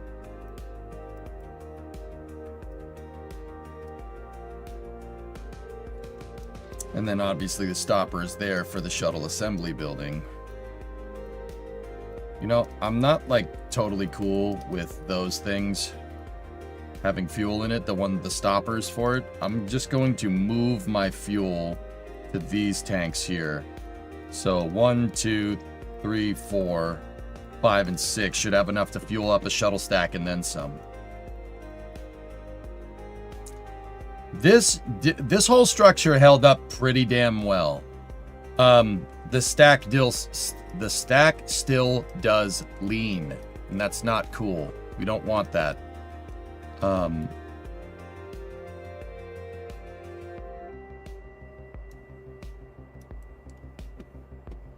YouTube chat just took a dump. So what we're really trying to do here is figure out the next steps. So we could do another integration with this right now, and this will launch. But the real big thing is that we have to hang the external tank, and that's gonna suck. Getting that correct. I mean, that kind of proved that it can be done, but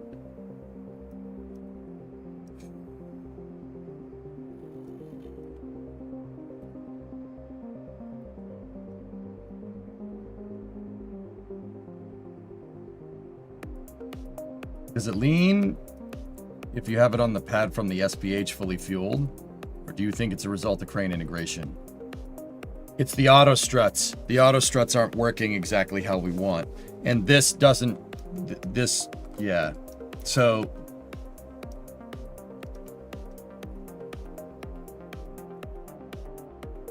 what's the right way to say this?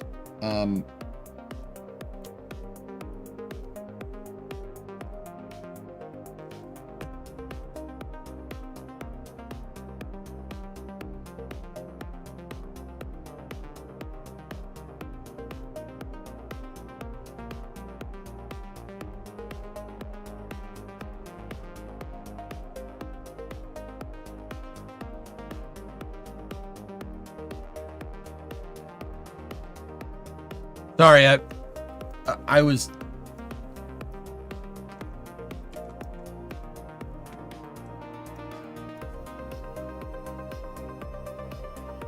I was checking something.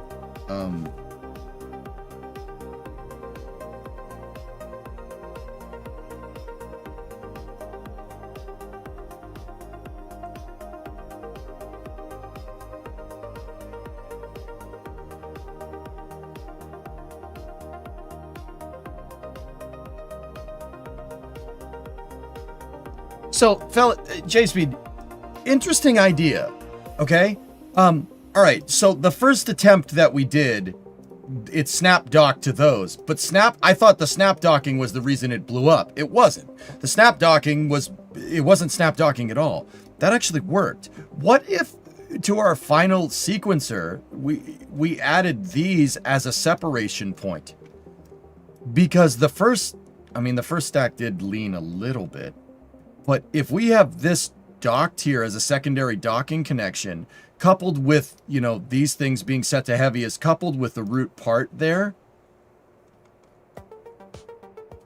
that actually might do us a solid.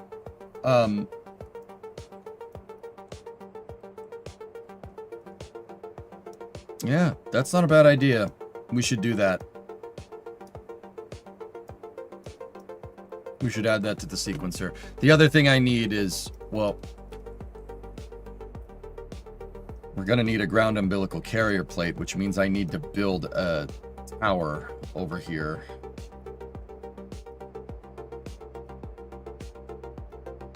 And the tower is going to need to have the ground umbilical carrier plate move.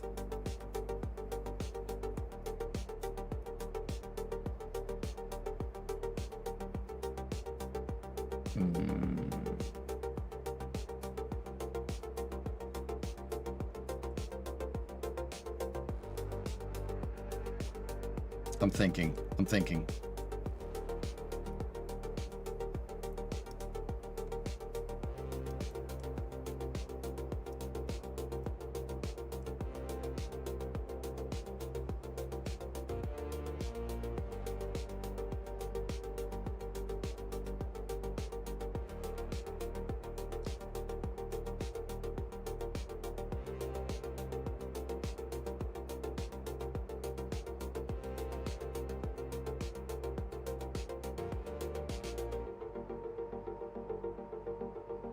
Okay, where my mind's going is basically the next steps. The next steps, we're not going to know how all this is going to work. Like, okay, the leaning thing, we don't, it's what you were saying, J-Speed, you're right. You're right. We don't know if that was a result of this just being put here, or if it's a result of my weird ground umbilical carrier plate temporary design that I use just to fudge this to make sure that it works.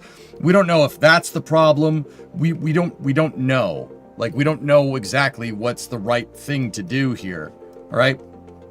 So I'd say the only real avenue that we have is to start working on putting the rest of the damn stack together. That's it, right? Like,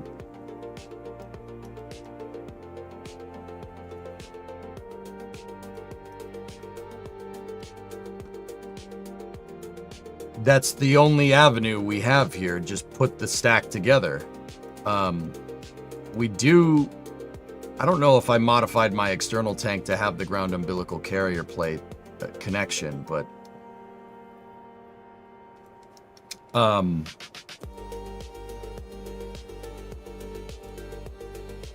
yeah. So what do we do here? Do we make the ground umbilical carrier plate, which means we have to make the tower, which means we got to make the crew access arm and the rotating gup umbilical, which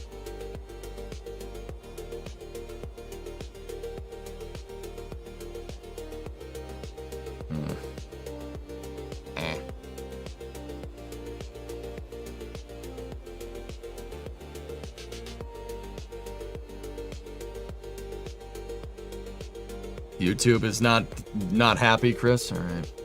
Well, here's what I'm going to do. We're going to go to Launch Pad, Launch Plate Revision 2, modify it for 8/11/26.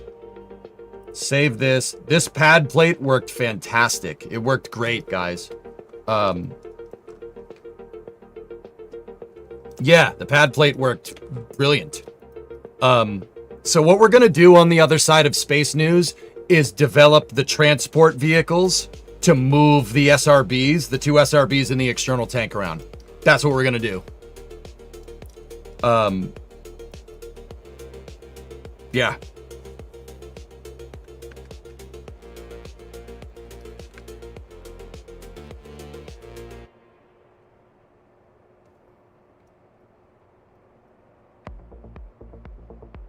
This still doesn't solve our ground umbilical carrier plate problem, though.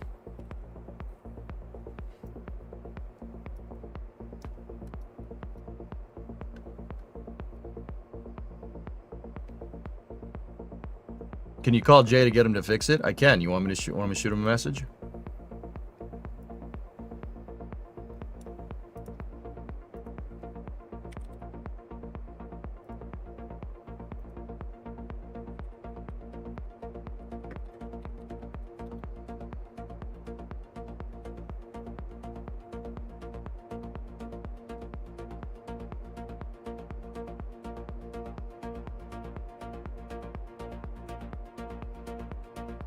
shooting him a message. You said to.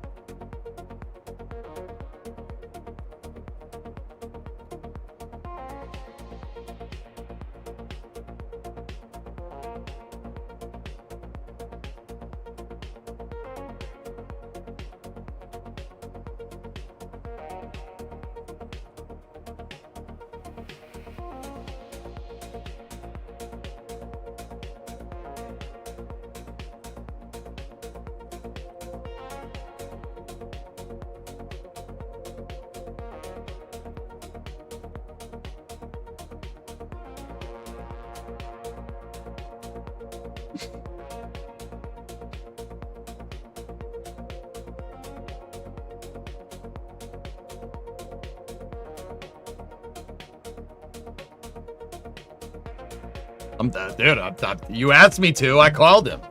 Discovery, Hey, Yuck, go and throttle up. 137-month resub. Thank you.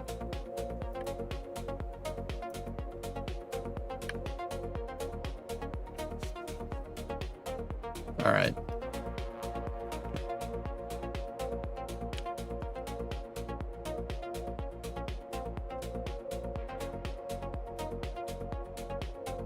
So the next thing that we got to verify here is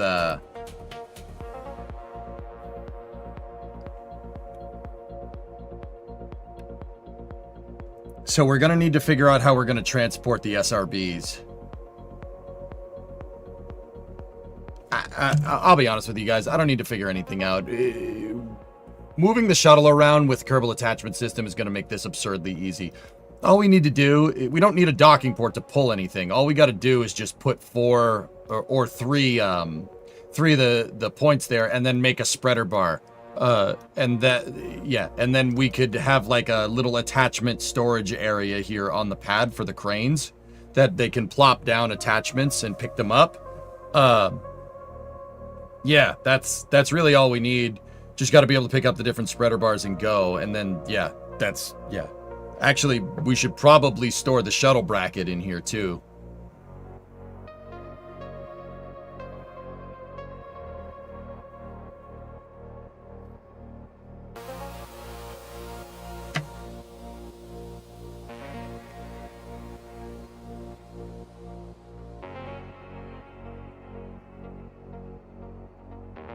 Yeah, that's it. Yeah, that's what we'll do on the other side of this.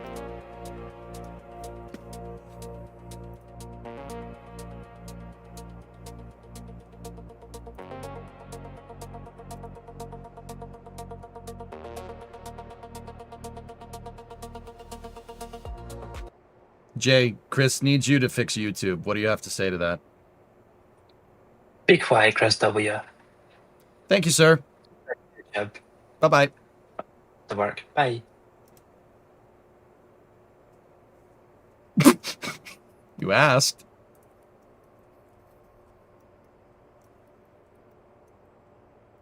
Are you going to do space news? Yes. Mm-hmm.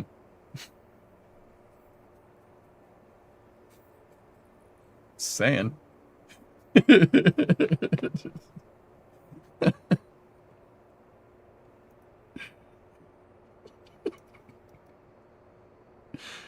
Hey, you don't know who has who on speed dial, my friend.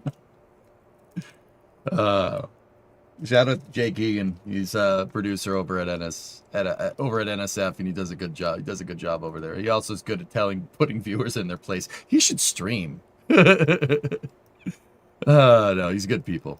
All right, so we got to figure out the transport equipment to move the boosters and everything around. That ain't no big deal. I have plenty of experiences I have plenty of experience building trucks and trailers. I'm not too incredibly worried about that.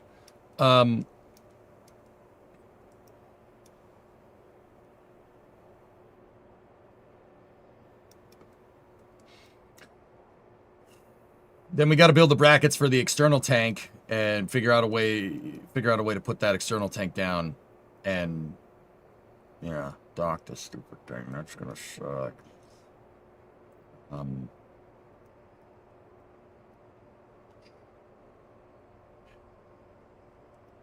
Then we got to build the tower. We got to build the tower and the ground umbilical carrier plate attachment system,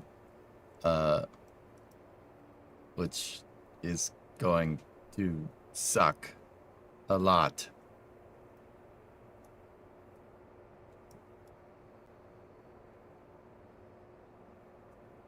This is cool, dude. It really feels like you got a handle on this. It's just doing it next. Yeah. Kerbal attachment system opened up the floodgates, man. Now, Halligar, I could have done this. We could have done this with the gantry cranes the way we designed them. It would have worked. It would have been a lot more complicated because we would have had to deal with snap docking. But yeah, KAS basically alleviates any snap docking from what I can understand, because the crane block is a separate vehicle. So, for instance, when we docked the shuttle last night to the stack, it didn't snap dock because it's technically not connected to the crane via docking. It's connected to the crane via the cable, right? So it technically registered the shuttle as flying next to the pad and docked it, like in-flight refueling. That's what happened. So, yeah, that alleviates a lot of snap docking problems. Like a lot of snap docking problems. So,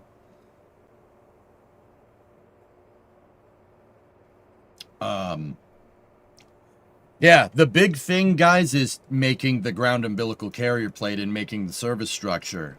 I don't think that the equipment to move the stack is going to be that big of a deal. I really don't. That's not going to be a problem.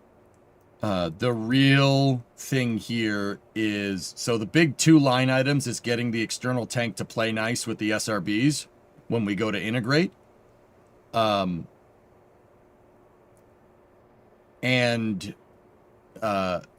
the ground umbilical carrier plate is not the gut connection, is how the stack is connected to the pad. That's how the stack is connected to the pad in this design. That might be a little bit of a problem. My only concern is that the shuttle was root when it docked, and it pulled the pad towards the shuttle, not vice versa. So if we get too much out of whack, the pad could clip into the ground.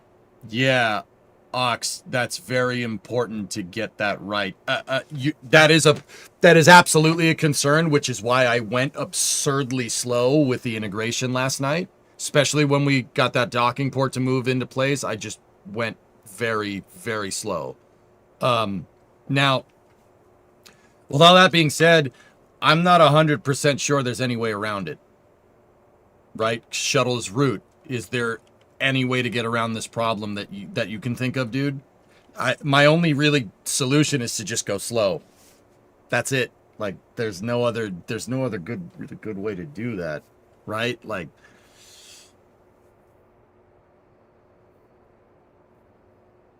can you think of anything?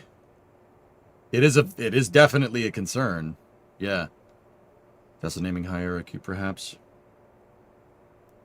I'd prefer to have the shuttle as root, because it's going to, because it registers as ship.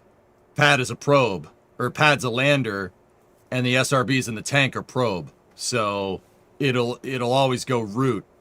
I would, to be honest, Ox, I would rather have the assurance to know that it's going to default to the shuttle, taking off the pad 100% of the time, and take the risk of root snap docking something.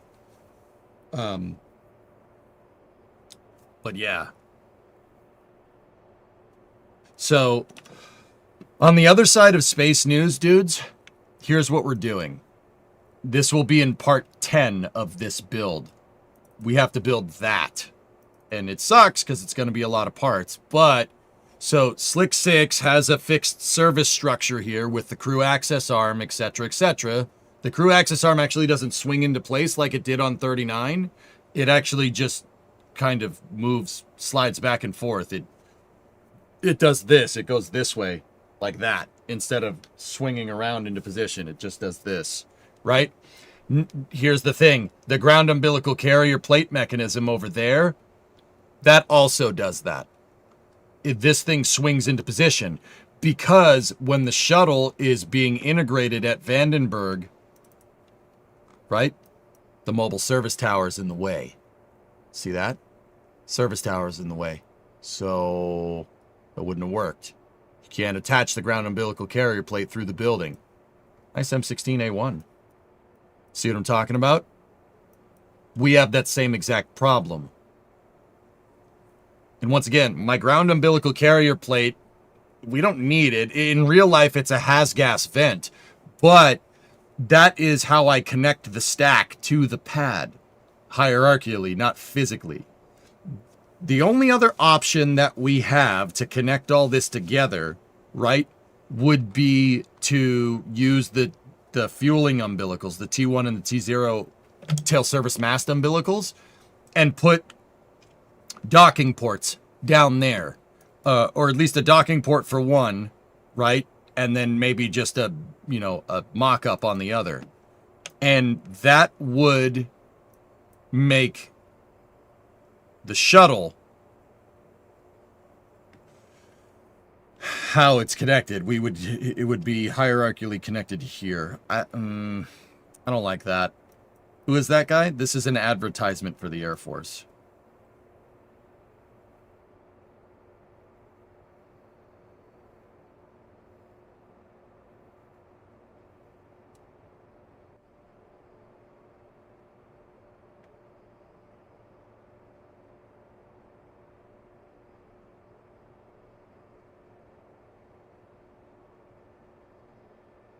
You were at Air Force Advertising HQ on Sunday? Really, Bob? Nice. No, this advertisement says that, you join the Air Force, you'll,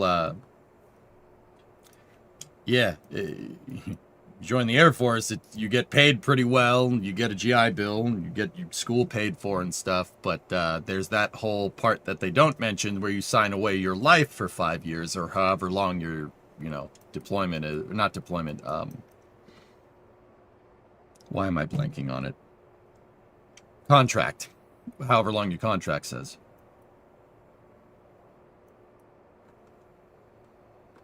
And then when you're done renewing your contracts, you get what's called when you basically leave, you get what's called a DD-214. Don't ask me why I know this information. I've never served. I don't know why. I have a lot of stupid information up there. So, but yeah, actually, I mean, I always tell people, and once again, people don't like hearing this, but I always tell people that, go into the trades. You want to know what the best trade school is in the entire world? The Department of Defense is a damn good trade school. It is the best trade school. You can literally learn to do anything. Anything depending on what branch you join. It is the best trade school on the planet by a long shot. It's not even close, man. As if you wouldn't give 5 years of your life to make the SR-71 your daily flyer. Oh, no, you're absolutely right. Yeah, no, duh. In another life, dude, I would have done it. Yeah, I would have done it. Guys, I'll be honest with you. I wanted to join the Marine Corps, but I pussed out. Went and played Call of Duty instead. I'm just being honest. But, yeah, if I could go back and do it again, I'd probably join the Navy. Yeah, I like boats. Those are cool. Well, you are special. Dude, to be 100% honest with you, I don't know if 18-year-old EJ was ready for that. Like, 100%. I don't know if I was ready for that, dude. Definitely wasn't ready for that, which is a shame, but oh well. 18-year-old EJ was too wild, man. Too all over the place. That's just it. They make you ready. Dude, I don't even know if I would have had the right mentality, man. You know, 18-year-old EJ was not a workaholic like 38-year-old EJ is, or even 28-year-old EJ is. I didn't really have the best work ethic for a long time. I definitely didn't learn discipline in school or discipline in, in my teenage years because I slacked off. I slacked off and played Counter-Strike the whole time. Like, screw high school experiences, right? You don't need those. The USMC runs deep in your family. I felt the pull and did it. Good for you, man. Yeah, no, we talked about that. Yeah, I would have done it. Yeah, I should have done it. That probably would have been a good idea. But who knows? But yeah, the Department of Defense is a great trade school. Seriously. But, yeah, Hellfish, I didn't always have the discipline and the work ethic that I do now. I learned the discipline and the work ethic from, honestly, working terrible jobs. I graduated in 2008, right into the recession. You're not getting a job in the video game industry at that point unless you were really, really, really good. And even me, I'm pretty good at 3D art, right? But I slacked off during college too, so yep, definitely not getting a job there. And then I, went on this whole sob story about how I can't find a job, blah, blah, blah. Guess what, dude? Guess what the first job I did out of college was? Bagging groceries. Yep. College graduate, bachelor's degree, bag my groceries. Let's just say from there I worked basically every menial job around, dude. I've jocked cash registers, worked in restaurants, cooked food, worked on loading docks, worked on construction crews, done roofing, did roofing for one summer. That's where I learned that, you probably shouldn't slack off with what you do. Probably shouldn't do that.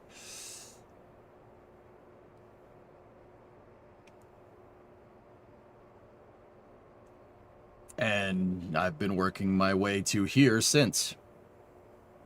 Hope you're having a good day. Of course, Liam, I'm having a great day. So, yeah, man. I don't think I would have been ready. I don't think I would have passed boot camp. I'm dead serious about this. Yeah, I wouldn't have survived Paris Island. Not a chance. Maybe today, yeah, because I know what to, I'm not going to say I know what to expect. That's not fair. That's not fair to people that get through the Crucible and stuff. But I would be mentally much more prepared for it, you know what I mean? What about your back? Hurt my back on the loading dock. Good times. Yeah, I mean, it would, yeah, but I've seen people get punted out of boot camp for whatever reason. I mean, they'll let you go like a freaking parking ticket if you don't get it. And that's the thing. I don't think I got it. I didn't get it for a long time. Anyway.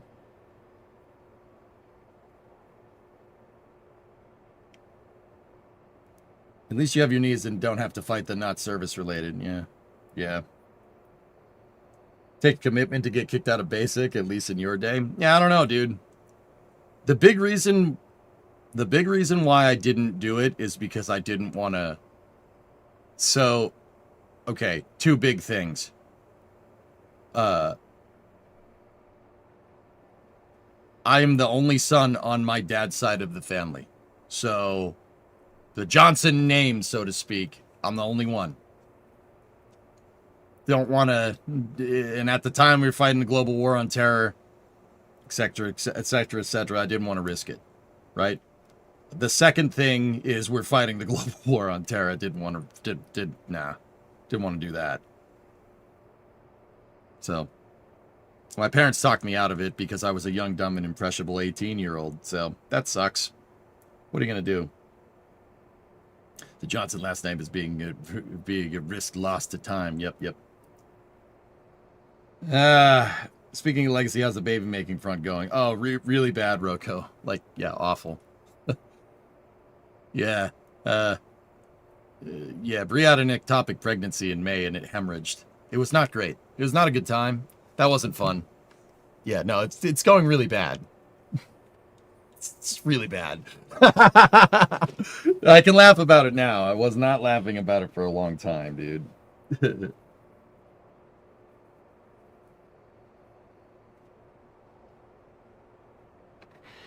But yeah, I pussed out, dude.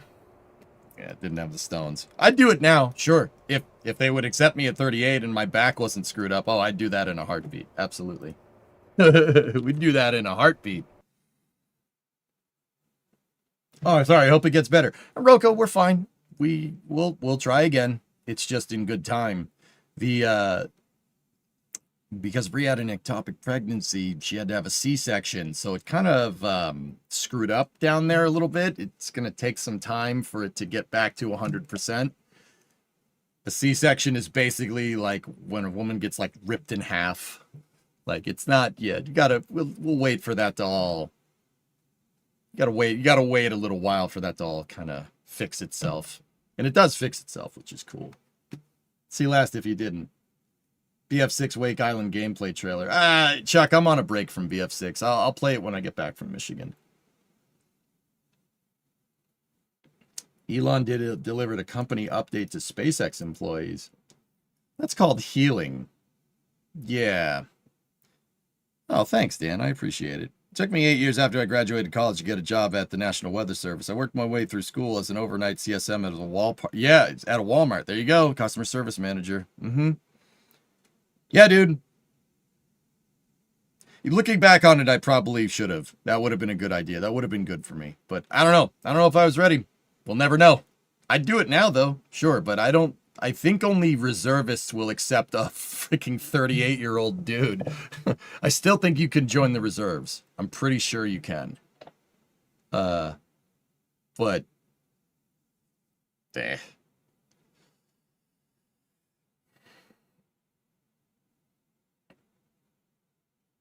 There are waivers for everything.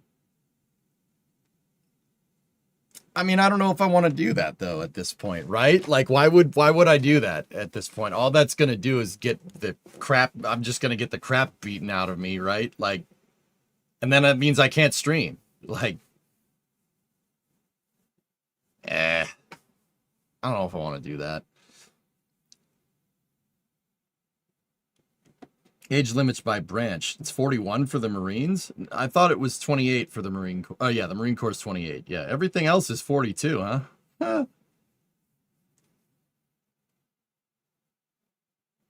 I am not joining the Marines at 38. Absolutely not. Not that they don't allow it. 28 is the cutoff, dude.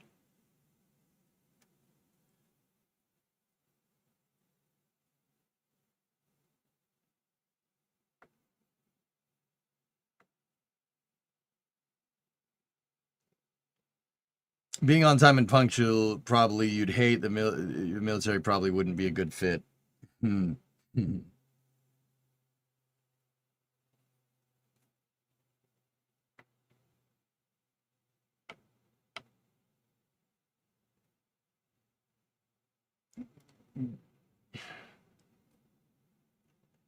Talk goes a long way. This is all a hypothetical fact, so if you could spare me, pointing out, flaws, I really appreciate it. Like, yeah. All right, guys, it's 5 o'clock. We'll do space news at 5:30. You guys gave me the drive to get a job I like again. Smithsonian almost destroyed that for you. Yeah, there you go, Yum Food. I mean, facts, all I'm going to say is that you have no fucking idea what kind of demons I have. You have no fucking clue. It's not just about punctuality. There's a lot of other stuff going on around there that I don't talk about you know, regardless of what happened with my significant other, etc., etc. So take that for what it's worth. Think before you say something next time, or I'll think for you.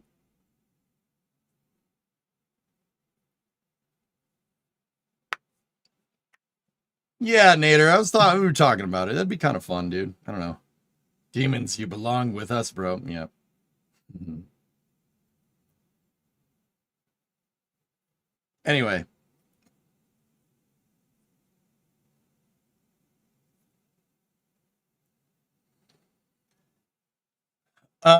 Okay, so I'm gonna go grab some food real quick. I'll be back here. Well, it's 5:10 now. We had this talking here. Kind of wish I didn't have this conversation, but it's out on the internet and you can't take it back. So, whatever.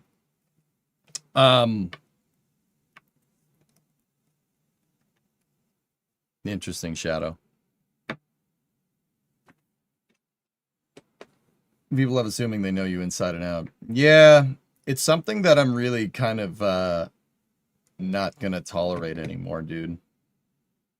I can be punctual. I'm choosing not to be right now. That's the real truth. Like, I'm choosing to just take it easy because I was not nice to myself for a very long time. Don't worry, that's pretty much going to change when I get back from Michigan. I'm just, once September rolls around, dudes, we're going to hit it hard. Like what we're doing now, but not for 3 days and then I leave, right? Like, I want to buy you lunch, man. Well, I'll be at Woodward, dude. I'm going to Woodward. So I'll check the meetup channel in Discord, dude. We might hang. Burning the candle from both ends responsibly. Yep.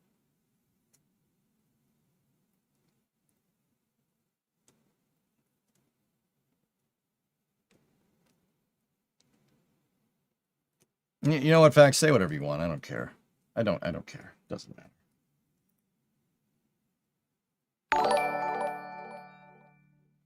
Thanks, Bob. You still doing stock only KSP? I have Kerbal attachment system now, MGB. And here. I'll just, you know what? We need to go on break here on a positive note here. Check this out, dude. I'm particularly proud of. So MG, I started screwing around with it, and we're gonna play Kerbal for after hours on the other side of Space News. But here, check this out. Let me load up the screenshots.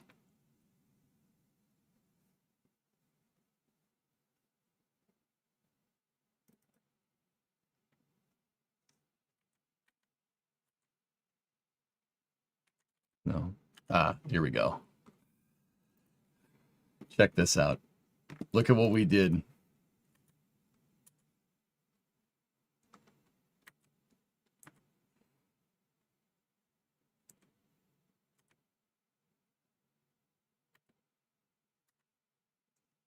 Pretty cool, huh? Man, I didn't take enough pictures of this. I brought the shuttle in to my SLC-6 complex, lifted it up, turned it vertical, and then attached it.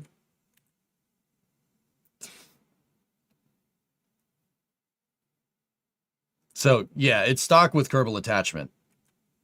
And then we were trying to launch it, but it didn't really work. But anyway.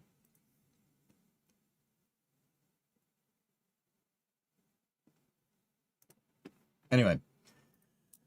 It'd be interesting to see what you would do with FAR.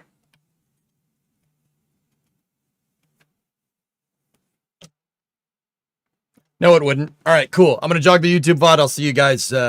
Yeah, give me a second. I'm just going to go down and grab a bite. I'll be back at 5:30. Thank you very much for watching. Part 10 for SLC-6. The SLC-6 build will be a little bit later tonight. So I'll see you then. But I'll be back for Space News. Thank you.